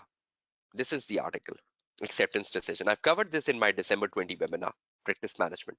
So, should you know the matters you should consider when you are invited to a tender for a new audit client or from an existing audit client? What sort of matters will you consider when you're invited to a tender from a new client, like the one we were doing yesterday, Bear Company on day 4? What if you're invited from, what if you get an invitation from an existing client? So I think you should know the parameters. You should know the parameters from this article. So I'm considering this article in my list. So how many articles have I skipped after auditor liability? One, two, and we're coming to third. So we skipped the article 19, we skipped the article 20, we're coming to the article 21, which is on acceptance decision. Acceptance decision, you should read it. And from this article, you should know the matters to consider when a firm is invited. When a firm is invited. Wonderful article. Next, 22nd. Let's see, does that make sense? 22nd or not? 22nd, no, computer-based environment, very old. Analytical procedures, leave them out. Going concerns, that's obsolete because going concern has come in the reporting question now and things have changed. Audit risk, no, audit risk is covered in the exam technique article. You know, that's an application topic. Uh, okay, how many articles are we skipping? Just need a 21st, 22nd, no, 23rd, no, 24th, no, 25th, no, 26th, no, 27th, no.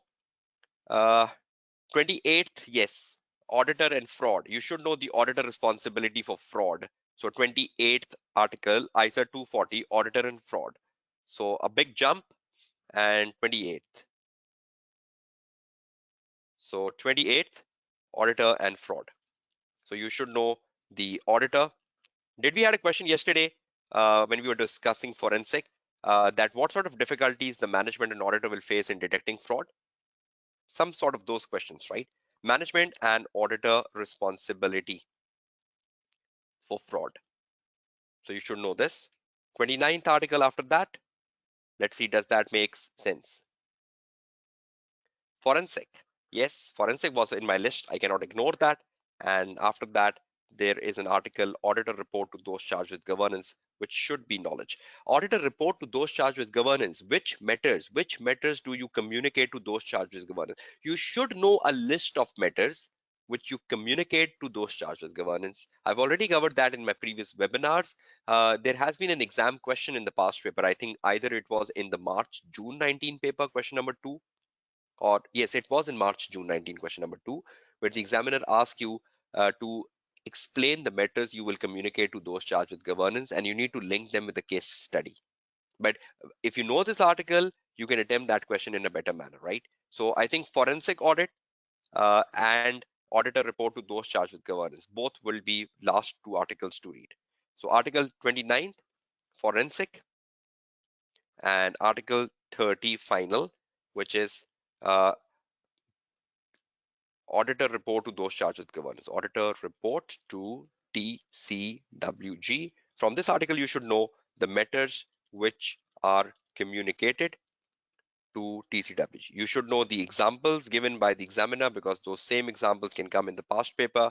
You can attempt the question March, June 19, if I'm not wrong. March, June 19, question number 2, part B. And now I think I've already covered in some of my webinars this question.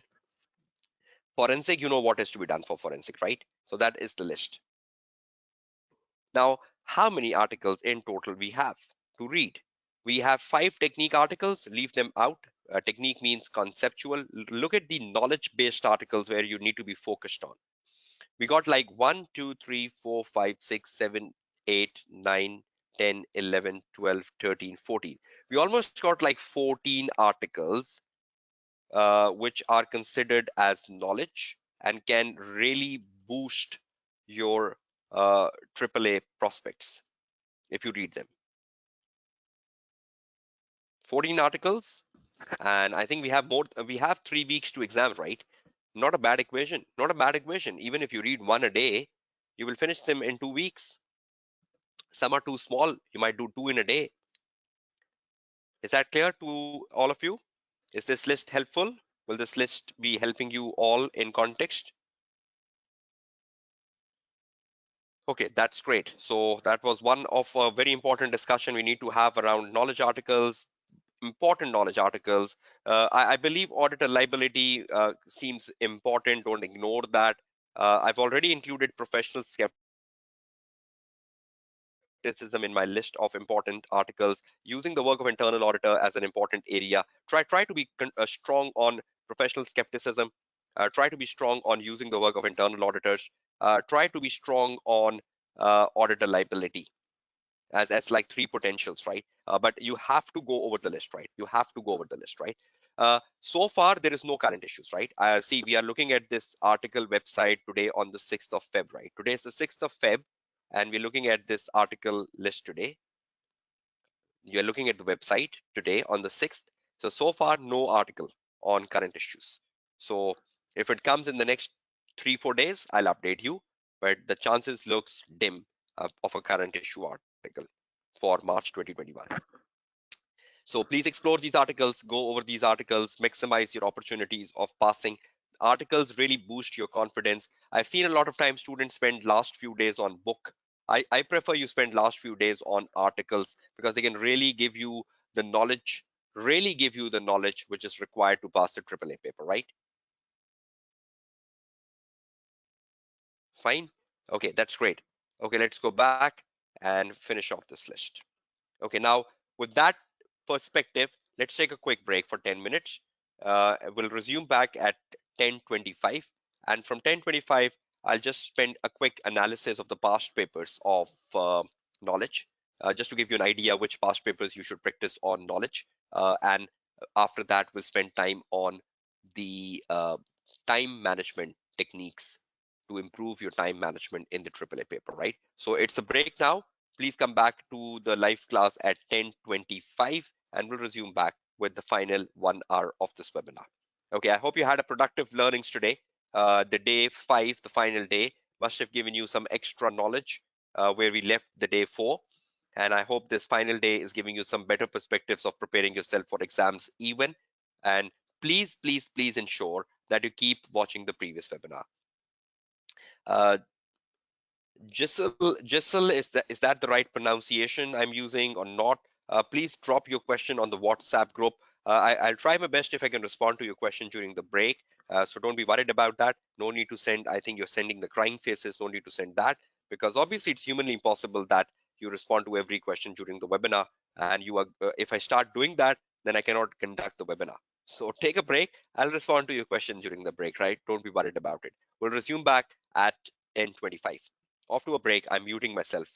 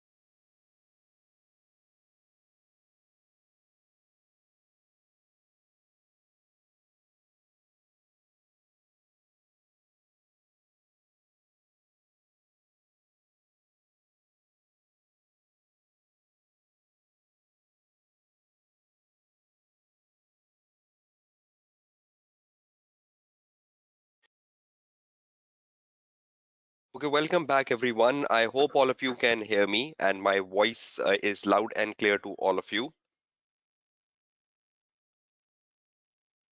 Okay, that's great. And you can see the screen in front of you. We need to spend a quick time on knowledge areas and how to secure them.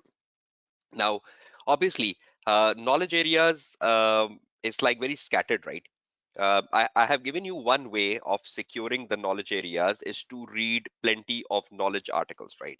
If you read plenty of knowledge articles, at least you have the right knowledge. But when you look at the past papers on knowledge areas, the past papers on knowledge areas are very, very scattered. You cannot say, okay, I'll do the last six papers and I'll be good on the knowledge areas. No, because when you look at the past papers for knowledge areas, the past papers for knowledge areas are very scattered. Now, if you say, okay, I'll just keep my last six papers for knowledge, you will not be prepared well. Because, see, the core areas, risk, reporting, procedures, evidence, other assignments. You can polish them from the last six papers, right? Not even other assignments can be polished from the last six papers because we have seen the performance information today. It was not even in the last six papers. So there are some topics which comes on a very regular basis, like risk reporting, procedures, evidence, ethical, professional, quality control issues. For them, the last six papers are wonderful.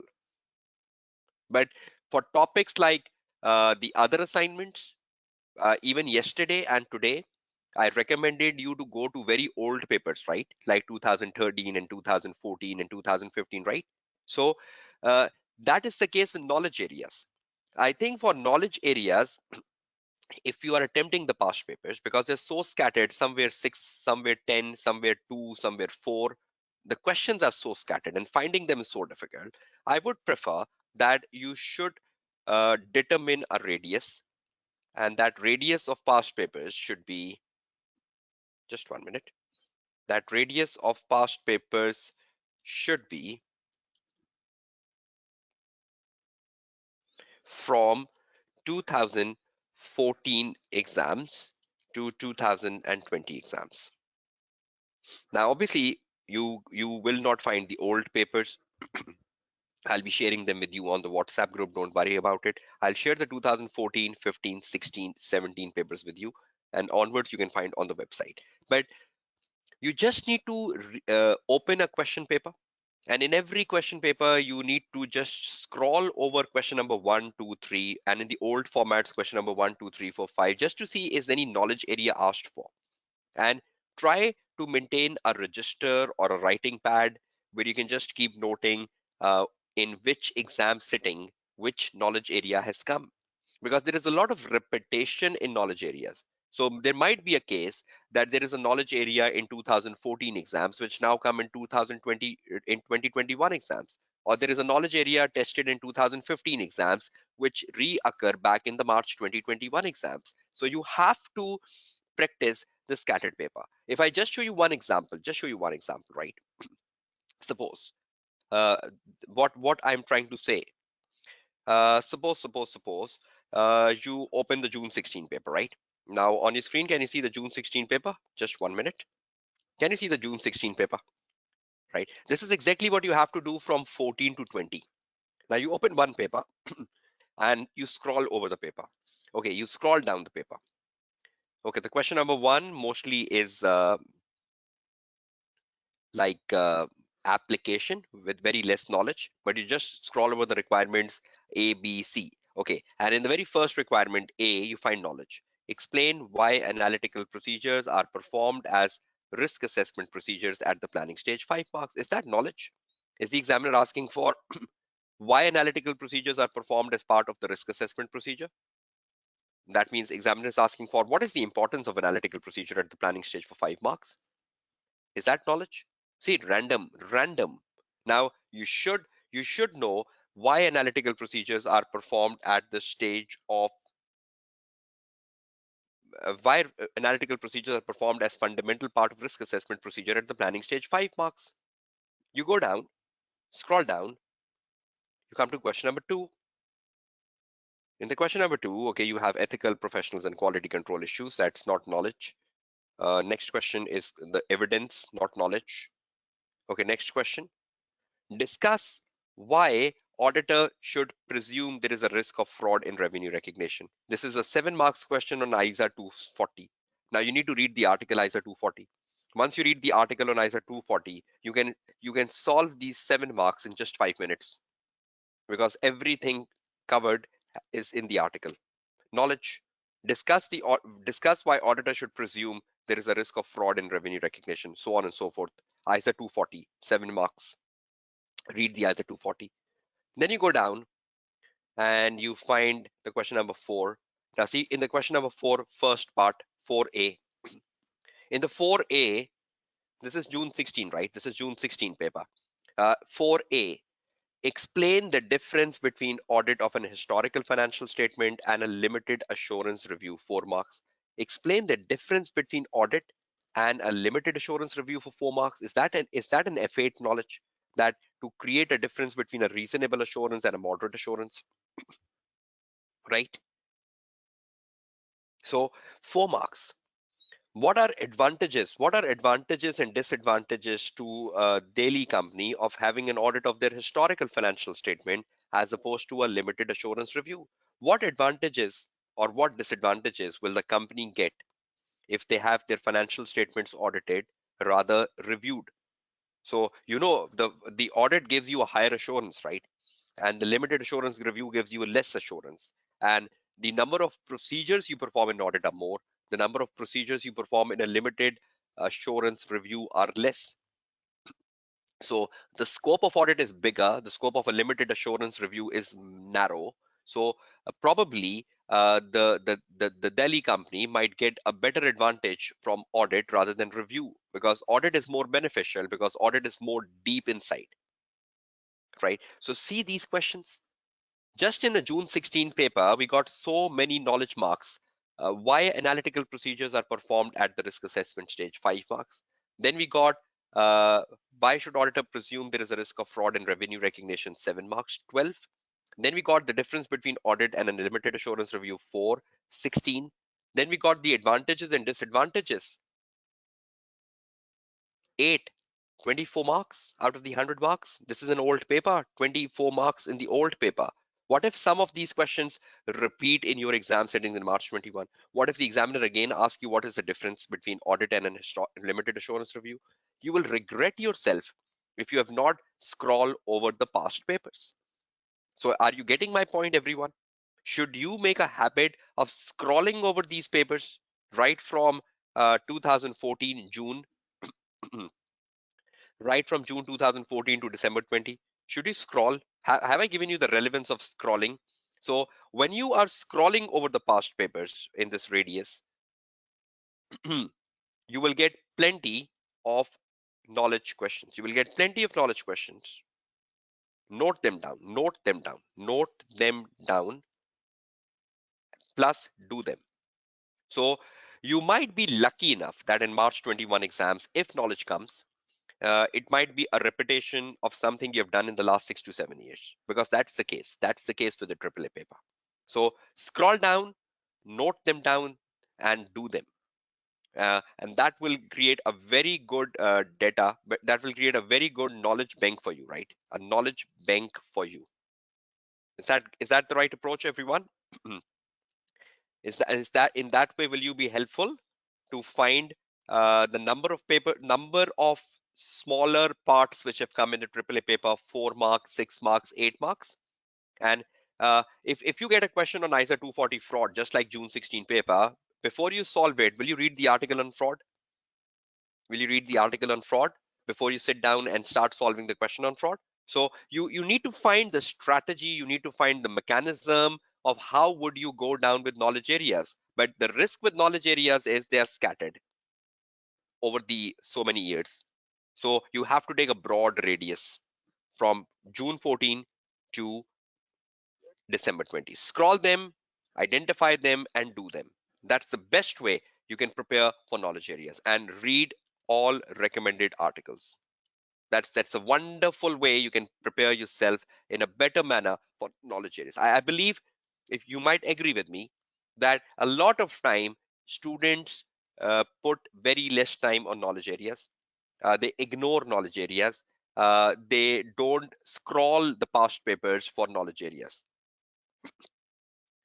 For the fundamental areas like risk, for like reporting, for like ethical professional quality control issues, for procedures, for evidence, for reporting, only the six papers from September 18 to December 20, right? But for the knowledge areas, scattered. Even for other assignments, I've recommended for every other assignment, I have recommended which papers to do. Is that clear to all of you? So will you explore knowledge areas? And will you identify answers for them by reading the articles? Will that really help you all in context? Right? So when you are reading all the articles, try to find from the articles the advantages and disadvantages wherever given. So in any article, if you find advantages and disadvantages, note it down. In any article, if you find differences between something, note it down. If in any article you find responsibilities of the management and the auditor, note it down, because these are all things which are potential, which can come. So you're reading an article and you come across advantages and disadvantages, note it down. You're reading an article, you come across a difference, note it down. You're reading an article, you come across responsibilities of a management and auditor, note it down, because these are potential areas which have come in the past paper. Is that clear to all of you? If any meaning is given, if any definition is given, note it down. If any importance is given of anything, note it down, because the examiner might ask you explain the importance of something. So such areas from within the knowledge articles are potential. Is that clear to all of you? In what scope, in what perspective you need to read the knowledge articles? Is that helpful to all of you? Will this help you all? Waiting for your answers, everyone.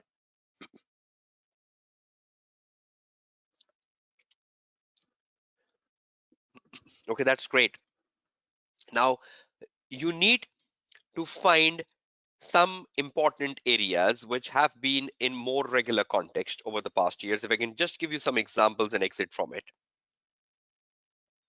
Number one, uh, the anti-money laundering policies for an audit firm. I hope you've seen a lot of time when a question comes on money laundering, the examiner asks you a knowledge. What recommend the anti-money laundering policies for an audit firm? And these are rote learn. These are rote learn. These are given in the book, because on money laundering there is no article.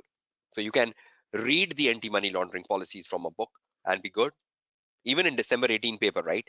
In December 18 paper, question number 3, there was, I think, 4 marks on the anti-money laundering policies, which needs to be put directly. Then questions like using the work of an expert, using the work of an internal auditor, or using the work of an component auditor. I hope you know all of them. There are articles only on component auditor. I recommended you that today.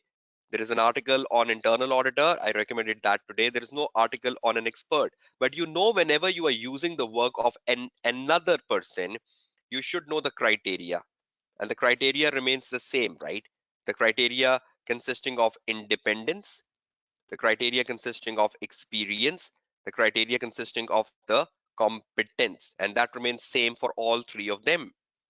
So you should have a general idea. A lot of questions have come in the past paper on this particular area. You you should know the areas like how should auditor limit liability. This will come from the article auditor liability. You should know in what situations auditor is liable, right? You should know the auditor responsibilities for laws and regulations. You should know auditor responsibility for opening balances. You should know auditor responsibility for fraud. Uh,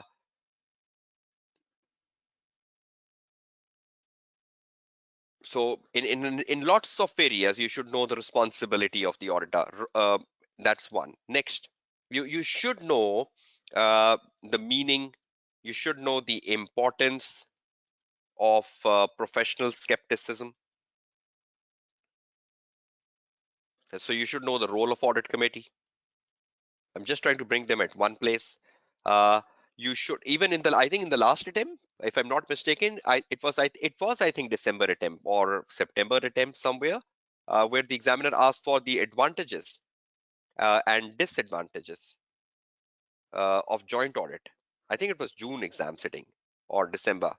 In a very recent paper, the joint audit advantages and disadvantages. So such things needs to be on your fingertips. You need to be good. What's the difference? What's the difference between due diligence and audit? What's the difference between a due diligence review and an audit of financial statements? Or what is the difference between uh,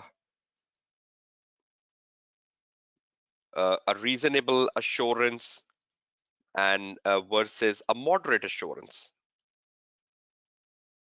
Moderate assurance. So something like that.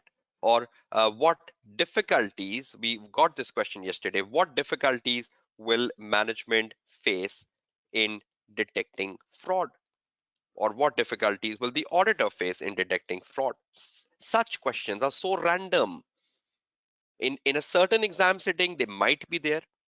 And in a certain exam setting, there might not be a single knowledge question. There are so many recent exam papers where there is not a single knowledge mark, but in some there are. What's what's the importance of planning? Importance of planning. What's the importance of analytical procedures?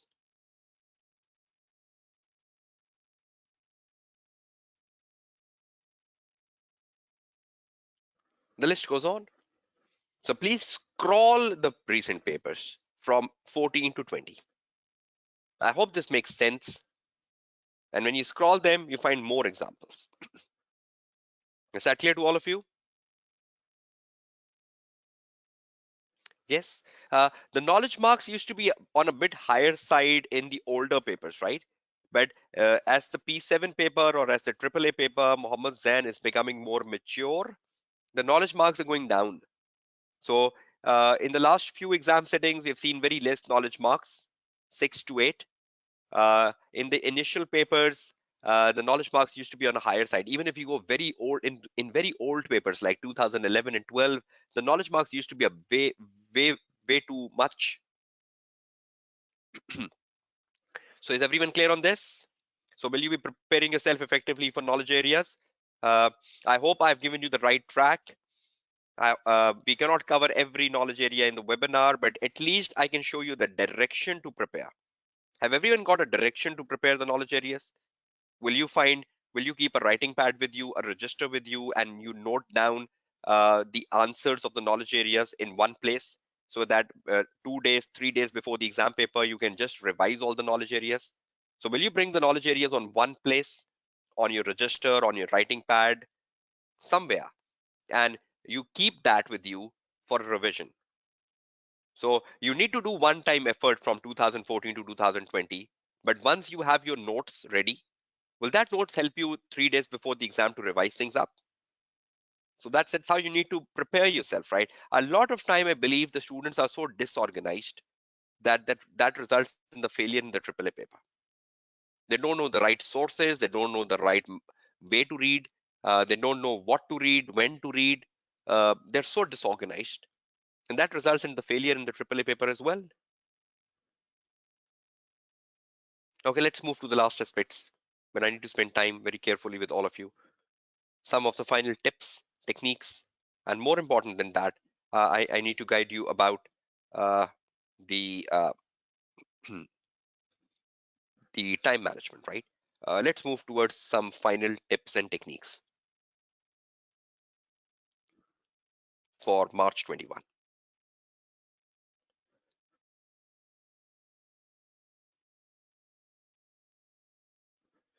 Now, when you look at the final tips and techniques for your exams coming up in March 2021, we very particular, you should ensure that you have the right way forward. Let's see how. First of all, I like to spend 10 minutes speaking on time management. A big problem, right? A lot of time you come out of the exam hall with incomplete paper.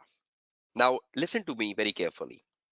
An incomplete paper in a AAA context is something which is very common. Very, very rare you will complete a 100 marks paper.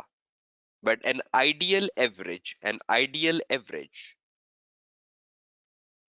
um, of completing paper is 90%. 90. If you complete your paper up to 90%, that's quite fine. And if you've done a good 90% paper, you will pass in the first exam sitting. Uh, Completing a 100% paper, I think that would be one student out of five who do that. So that equation is very bad. 1 out of 5 student completes a 100% paper, but normally 4 out of 5 students have incomplete paper, either 10%, either 20%. I've again and again emphasized on the time management, right? And I've again and again emphasized on uh, how to ensure that you run over the paper. Now, see, you have 3 questions, right, in the paper. You have the question 1, you have the question 2, you have the question 3. You have to run over them. And every question has an ideal time. I don't understand the student methodology of at spending over time. Do you believe each of these questions have a time zone? Do each of these questions have a particular time zone? Do each of them has a particular time? Each of them have a particular time, right? And it has to be completed within the time as much as possible. As much as possible. You cannot complete it 100%. And the students, they write so much, they can never complete it. So within the time as much as possible. Look at this statement, as much as possible. So suppose you were attempting the question number 1 and the time ran out. Don't stretch. I have seen students, they spend 2 hours on question number 1. They spend 2 hours and 15 minutes on question number 1. Useless. You cannot you cannot just say I'll attempt one question and pass the AAA paper. Do you believe every question contributes to your success? Every question contributes to your success. Every question contributes to your success. Not one, not one. Don't overrun. Don't overrun in time on one question. Start with the strongest question first. Examiner says the students who start with the strongest question first have a better pass rates. If you believe question number 2 is your strongest, start with question 2. If you believe question number 3 is your strongest, start with question number 3. But whichever question you do, you have a stipulated time to complete it. Now, if I make a very blunt formula, right? How much time we have in total in the exam paper? We have 180 minutes plus 15 minutes of the reading and planning time. That's like 195 minutes in total, right? To go about it. Do you agree with 195 minutes? 180 plus 15, 195. Waiting for your answers. Okay. Now 195 is to be divided. 195 multiply by 50 because one of the question is 50 into 100 is equal to how much?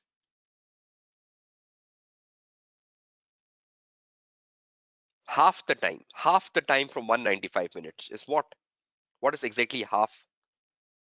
What is half of 195? Okay, 97.50 minutes. The 97.50 minutes,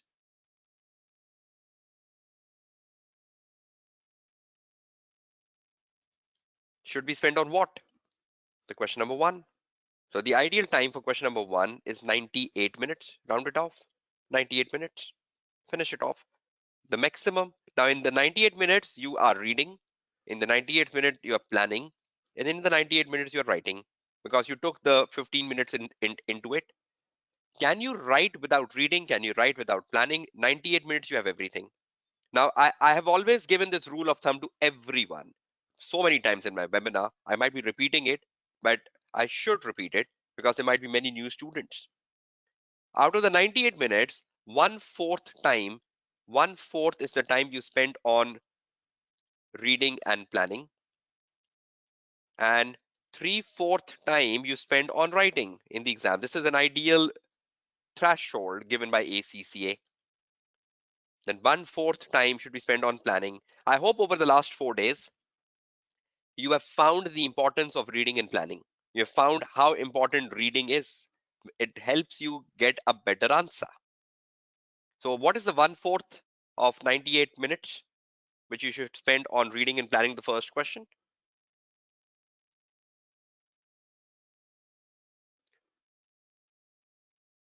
24.5 minutes. Okay, that's good. And how much time to write then? Roughly 73 minutes to write. That's partially over. That's over an hour, right? 73.5 minutes to write. Good. So you have over an hour to write. Over an hour to write a question number one. That's quite good. If you write concise, uh, if you write a good looking answer rather than you idealize an examiner answer. You idealize an examiner answer, you will take 140 minutes to write the question number one. So are you getting a track? Now in 98 minutes, whatever good you can do with question number one, do it. But if you spend 99 minutes on the question number one, you are spoiling your section B. 98 minutes, as much as possible. Whatever you can do in 98 minutes, do it. If you spend the 99th minute, if you spend the 100th minute, you're compromising your question number two and question number three. And please be assured that only the question number one will not help you pass the AAA paper. Is that clear to all of you? Then you come to the question number two and three. So how much time we have for the question number two? Half the time gone, 98 minutes. We are left with 98 minutes for the other two questions, right? So half the time gone to the question number one, half the time remaining. So how much time we have for each of the questions for two and three? 48.5 minutes. Okay, wonderful. 48.5 minutes for the question number two, and exactly 48.5 minutes for the question number three. And in this 48.5 minutes, how much time we should allocate to reading and planning, and how much time should we spend on writing? Quick answers for that. Okay, 12 minutes to read, and how much time to write? 36 minutes. That's a good enough time. 36 minutes. Uh, it's to read and plan, and it's to write. Same goes with the question number three. Now, in 48.5 minutes, whatever you can do, but don't take the 49th minute. Don't take the 49th minute. Practice, practice, practice. You have 3 weeks. I believe when you practice for the first time, the question number one, it might take you 120 minutes. When you practice the question number one for the first time, it might take you 125 minutes. Nothing to worry about. This is the first time. Second time, third time, fourth time, gradually your time span will go down. And in an exam, you are in a hurry. So your typing speed is a lot more than the typing speed at home. So the clue is 98 minutes is the maximum time for the question number one, whatever you can do in 98 minutes. You cannot take the extra minute on question number one. Wherever 98 minutes end, put a full stop right in the bracket, time ends here, close the bracket, get to the next question, question number two. In 48.5 minutes, complete the question number two. Wherever you end, put time ends here, get to the next page and start the question number three. In this way, at least you have a better assurance of taking 50 marks, because in every question you have a pocket of opportunity. Do you agree with me? In every question you have a pocket of opportunity. In every question you have an opportunity to score. In every question there might be a part A, there might be a part B, there might be a part C on which you are good at. But if you spend 130 minutes on question number 1, imagine what will happen to the question number 2 and 3. What will happen to the question number 2 and 3? You will spoil it, right? So if you want to pass the AAA paper, see, you cannot complete 100 marks. Keep that in mind. But aim for 90, and 90 plus. Aim for 90 plus. But don't overrun. Don't overrun. Is that clear with time management to everyone? So time management is important, and time management is one of an important area which is something where you should be focused at. Okay, now moving towards the few of the last things now. Now, when you sit down to prepare for your March exams, which is important, March 2021 exams, first of all,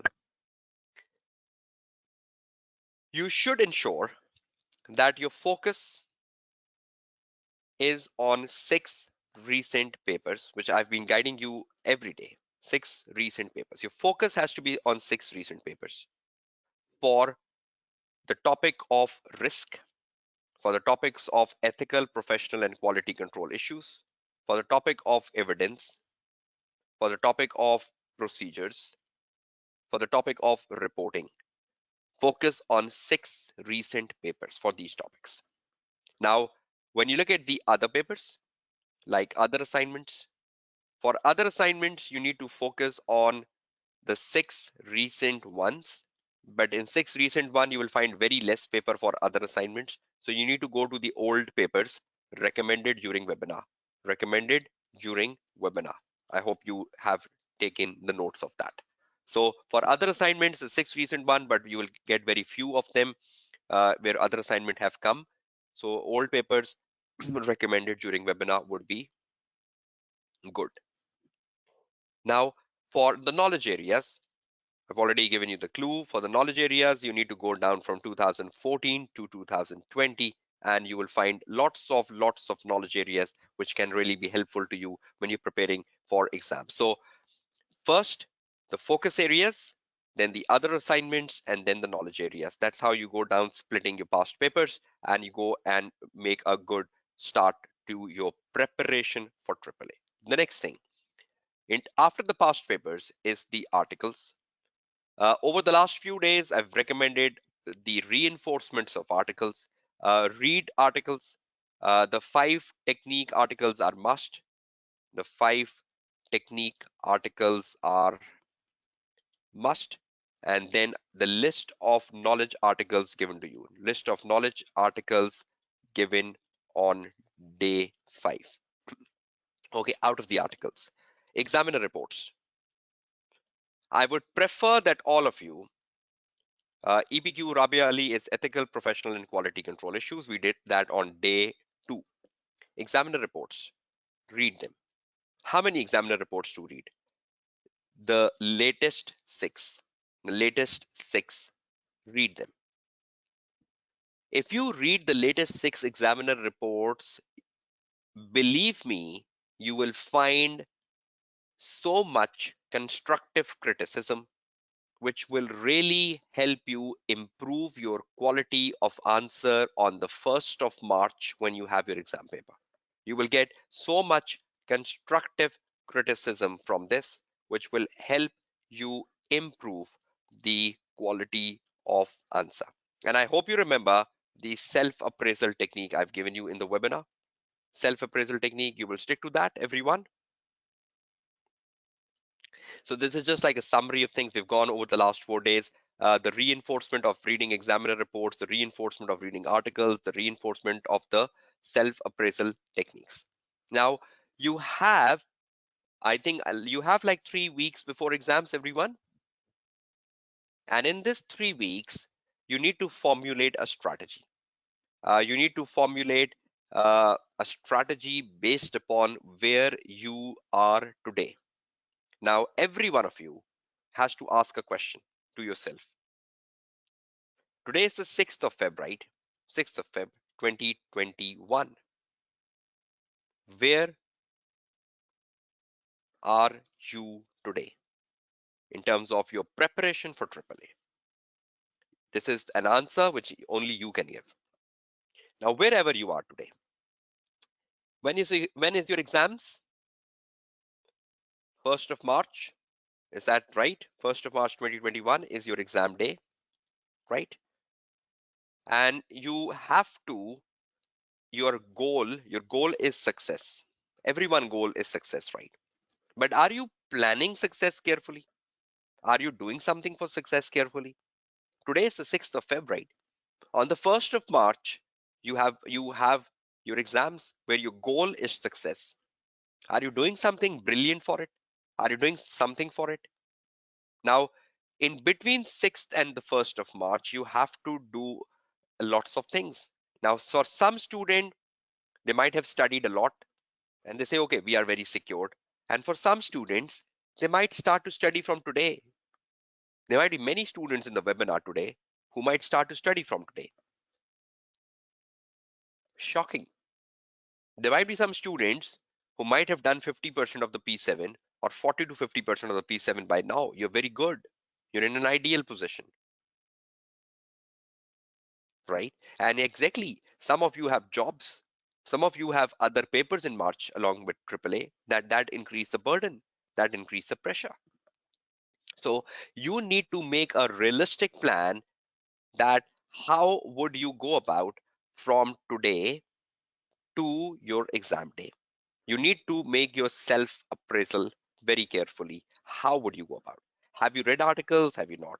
Have you done past papers? Have you not? Have you read examiner reports? Have you not? You need to find the gaps. You need to find the gap. What is the gap? Every student will have a different gap, agree, disagree. And you need to fill the gap as soon as possible.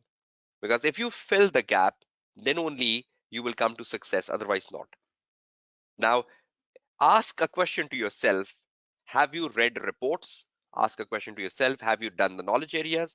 Whichever area you have done, that's wonderful. And whichever area you have not done, start doing it in the time you have. Now, the focal point to me in the time we have, right, is the focal time. What you can do is, I think you should make a habit. Exactly, I will agree. Complete the recent 6 papers first. Make a timetable. In the next 4 days, in the next 5 days, make a timetable. But you should complete the recent 6 papers first. That means secure areas of risk, secure areas of evidence, secure areas of ethical, professional, and quality control issue, secure area of reporting, and secure area of procedures. Do it first. By when? You need to decide that. So will you make a timetable of completing the first 6 recent papers? Now, after you have secured the main areas, then make a timetable of completing the other assignments. By when will you complete them? By when will you complete them? But I think second, this should be the second task. Then the third should be, then the third should be the knowledge areas. The knowledge areas should come third. You should make a timetable. When? 1 week before exams, 6 days before exams, at least knowledge areas should start. So try to complete the task number one first, then the task number two, then the task number three. I think this is a better order. This is a better order as per me. You can have a different order based upon your own self analysis where you are. Now, I think this is a high time that you spend time on articles, not book. When you're making a timetable, this is not a time for book reading, right? This is not a time for book reading. This is only time for articles. If you spend time on book, you're lost. You're lost. No book in the 3 weeks remaining. Articles, practice. Articles, practice. Article, practice. That's the only way you can do, that's the only thing you can do in the time you are left with.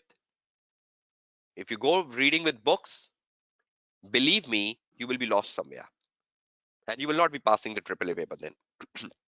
Articles, not book. Make a timetable. So, will you make a daily timetable? 6th of Feb, 7th of Feb, 8th of Feb, 9th of Feb, 10th of Feb. Will you make a timetable? Will you stick to that timetable? Do all of you know your limitations? Whether you go for job or you don't go for job, or whether you have one paper or you have two papers. Everyone knows his or her limitations. And knowing your limitations, you can make a better timetable. But as a tutor, I need to give you a holistic timetable that first do this, second do this, third do this, read articles, not book. I can only give you a holistic timetable. But I hope this holistic timetable will help you out in context. Is that important? So, will you make a strategy towards exam in an effective manner? So, prepare yourself topic by topic. Prepare yourself topic by topic. I think that's a better approach.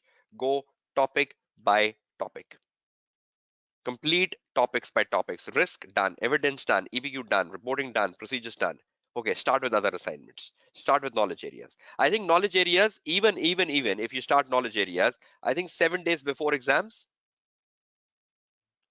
max, you can start the knowledge areas. But 7 days before exam, complete other assignments. 7 days before exam, complete risk evidence, EPQ, reporting, and procedures. Right.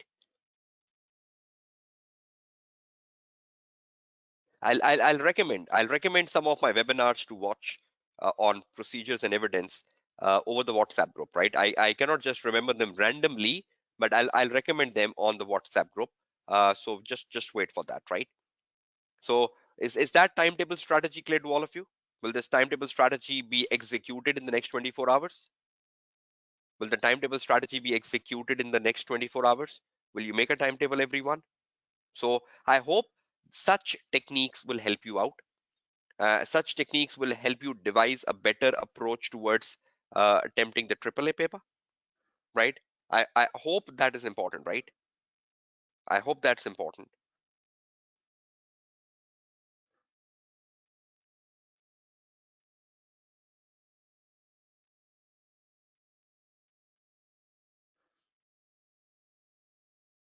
Okay, the final thing before I end the webinar.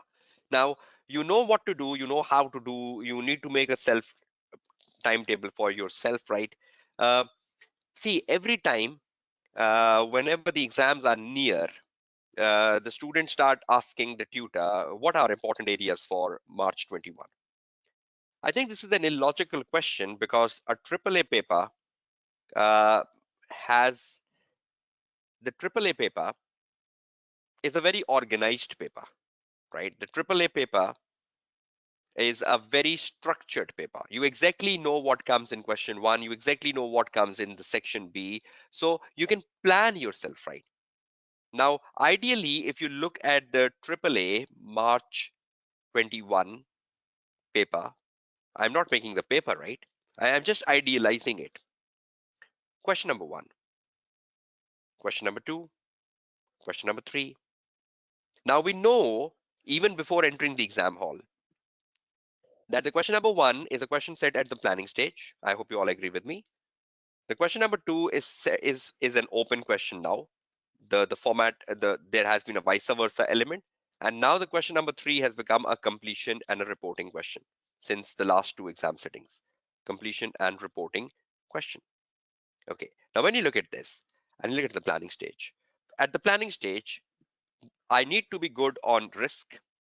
I need to be good on procedures. I need to be good on ethical and professional issues. Quality control issues don't come at the planning stage, right? Ethical and professional issues. I need to be good on areas of practice management. because a lot of time in the recent papers, you have seen practice management coming in the planning stage question. That is matters to consider when accepting a new audit client, when accepting a new audit client, have come more rigorously in the recent papers in question number one. Okay, and a lot of time the knowledge stuff comes in the first question. I think last time or before that we saw a joint audit coming in the first question for 5 to 6 marks. So this is how the formation of the question one looks like. You look at the open question. Yes, in the open question anything can come. In the open question you can get other assignments. In the open question you can get something from, again you can get uh, ethical, professional, and the quality control issues in the open question, and the quality control issues in the open question, or anything else like money laundering can come into the open question, or anything like uh,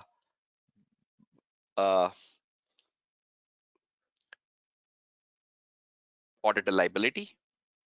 Yes, anything like fraud, something like that can come in the open question. But in the completion and a reporting question, either obviously you will get a question on audit report, which is must for less or more marks. But in a last question also, completion and reporting, you might get evidence, because evidence is a completion activity, evidence in working paper file, which has been a regular feature uh, at the completion stage. Even at the completion stage, you might get professional and quality control issues. Professional and quality control issues also come at the stage of completion. So you cannot just rule them out.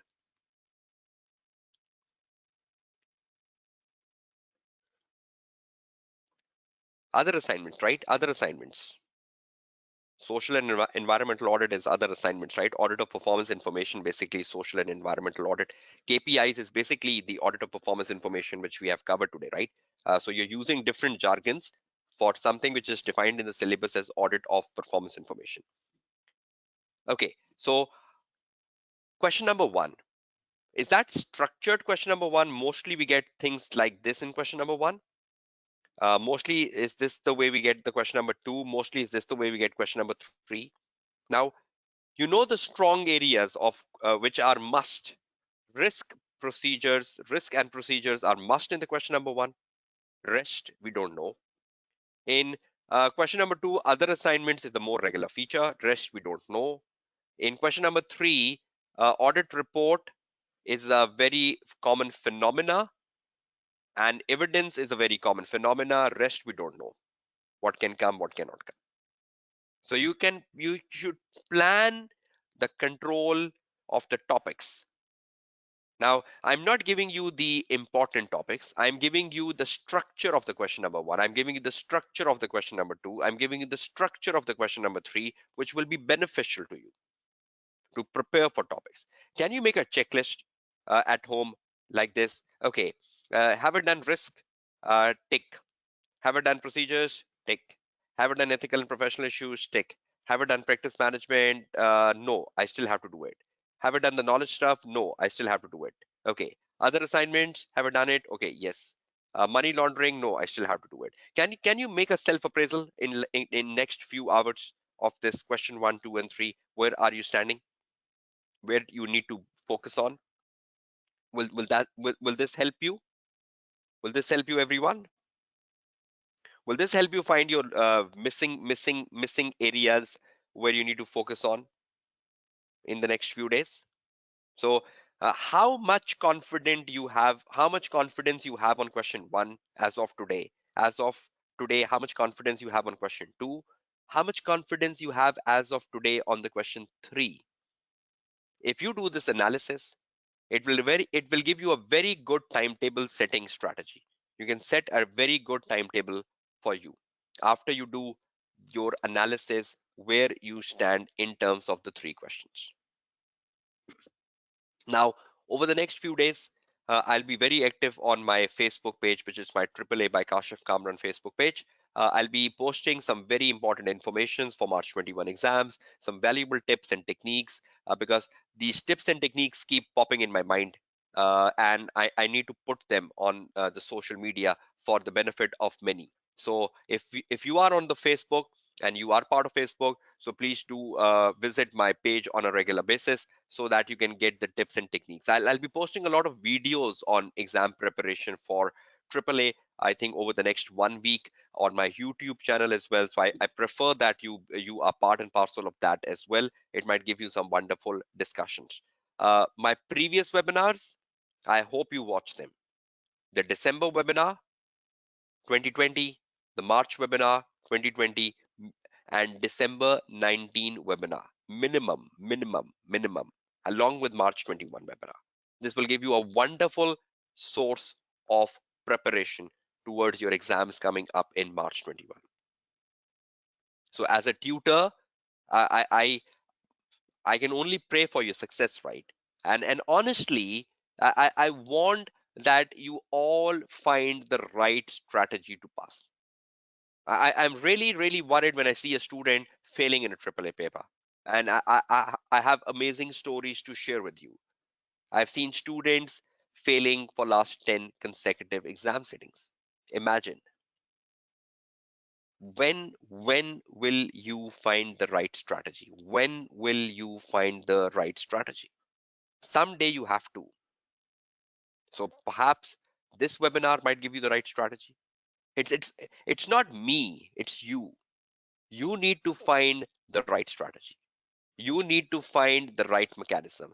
Even after the webinar, I see students who are lost, who are confused, what to do, how to do. They are they are spending time on useless things. They don't know what to read, how to read, where to read.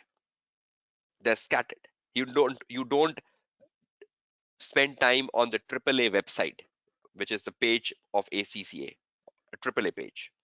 You spend time on running after notes, running after shortcuts, running after materials on the WhatsApp groups.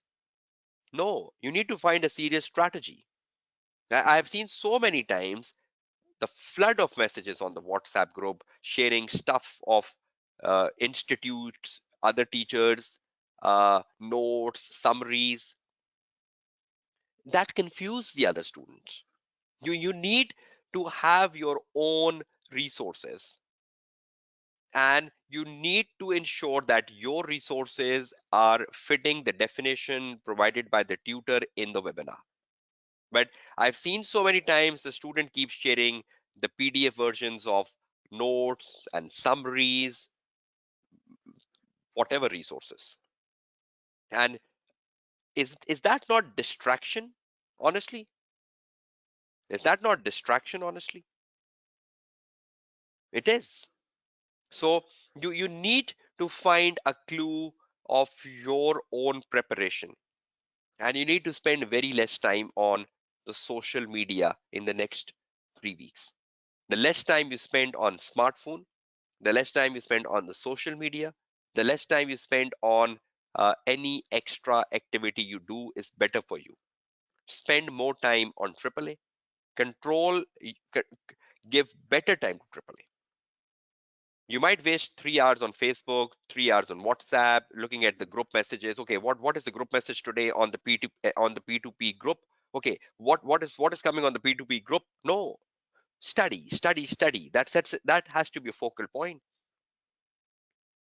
So I've seen so many times. I believe when I look at the P2P groups, I believe you are all there you're all there 24/7. You should be there on the past papers. You should be there on the book. You should be there on the articles. Critical times for every one of you. So I hope these webinars have helped you over the last 5 days, including the day today, sorry, the 15 hours. I hope these 15 hours has given you some ray of hope, some approach, some mindset, some mechanism, some methodology, whatever you want to refer them. So you need to continue. And please find the right way to pass it. AAA is not difficult. It's such an organized paper. It's such a structured paper. It's such a disciplined paper. You know what comes in question one. You know what comes in two. You know what comes in three. wonderful examiner articles, wonderful technique articles. You have proper supports of examiner. You have examiner reports. You have everything. But problem is that you're not prepared to study the right material. You are prepared to study the miscellaneous material which is flooded over the WhatsApp group. You're not prepared to study the authentic material which is coming from the website of ACCA. So I hope this discussion which I had with you in the last 40-45 minutes must have helped you. I might had been harsh, I might had been loud, but I believe my purpose was to help you. My purpose is to help you. My purpose is for you to get to a right strategy in the next 3 weeks ahead. So I hope this has been motivational for all of you. I hope this is an inspirational discussion in the last 45 minutes for all of you to find clues and things. If you keep doing mistakes, I cannot help you out then.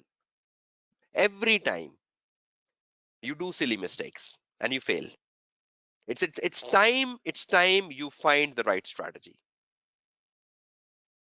right? So honestly, it's been like 11 webinars I've been conducting for AAA.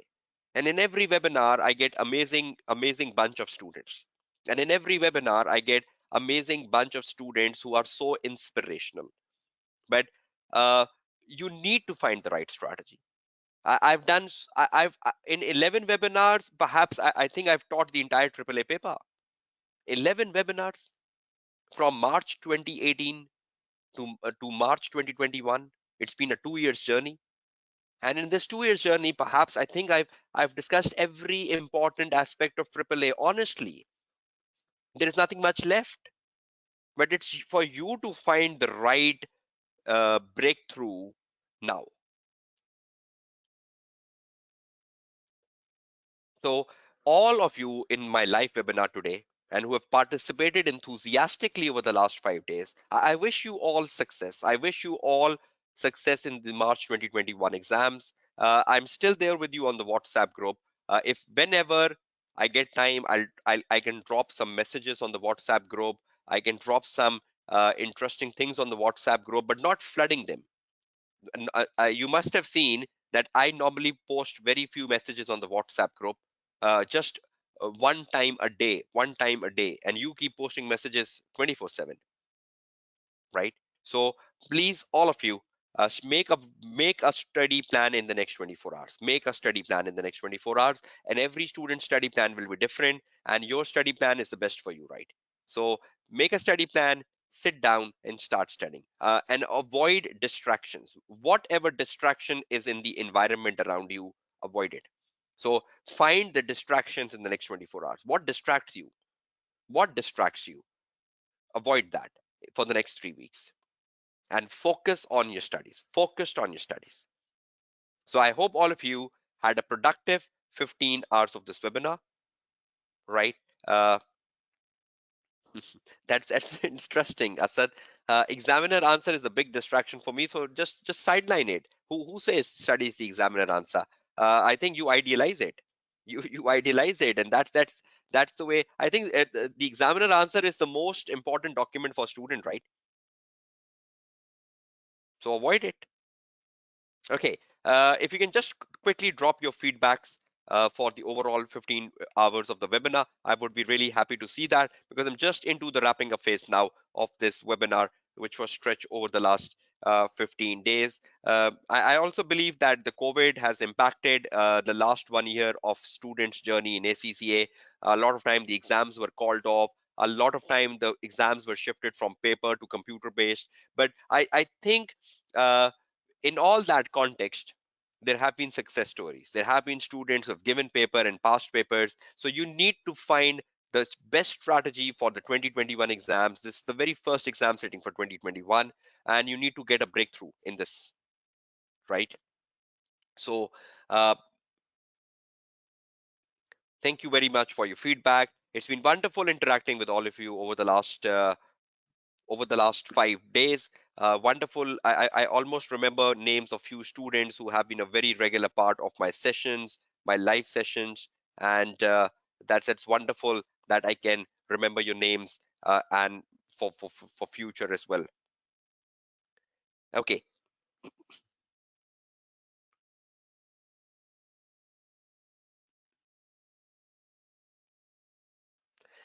Okay, then that is it, right? Have a nice day, all of you ahead. Study effectively, keep yourself protected, and ensure that you are in a safe environment, because with COVID everywhere, you need to keep yourself secured, safe, so that you progress well towards your exams as well. Keep yourself healthy, keep yourself energetic, and keep yourself on the right track for success in the AAA paper, right? If you had any questions and I failed to answer it, it's just because of the load of messages which I can see on my screen. Please do drop it on the WhatsApp group so I can respond it in a timely manner, right? So thank you very much. Once again, wish you success and hope to see you with very good results when the results are announced. I'll be looking forward to your success stories on the day when the results are announced, right? Okay, have a nice day, all of you. Stay safe, stay healthy, stay blessed, be happy, be optimistic, and study in the right manner, in the right direction. It is Kashif Kamran, your tutor, signing off from the AAA Practice to Pass webinar for March 2021 exams being organized by ACCA Pakistan. Goodbye and Allah Hafiz, all of you.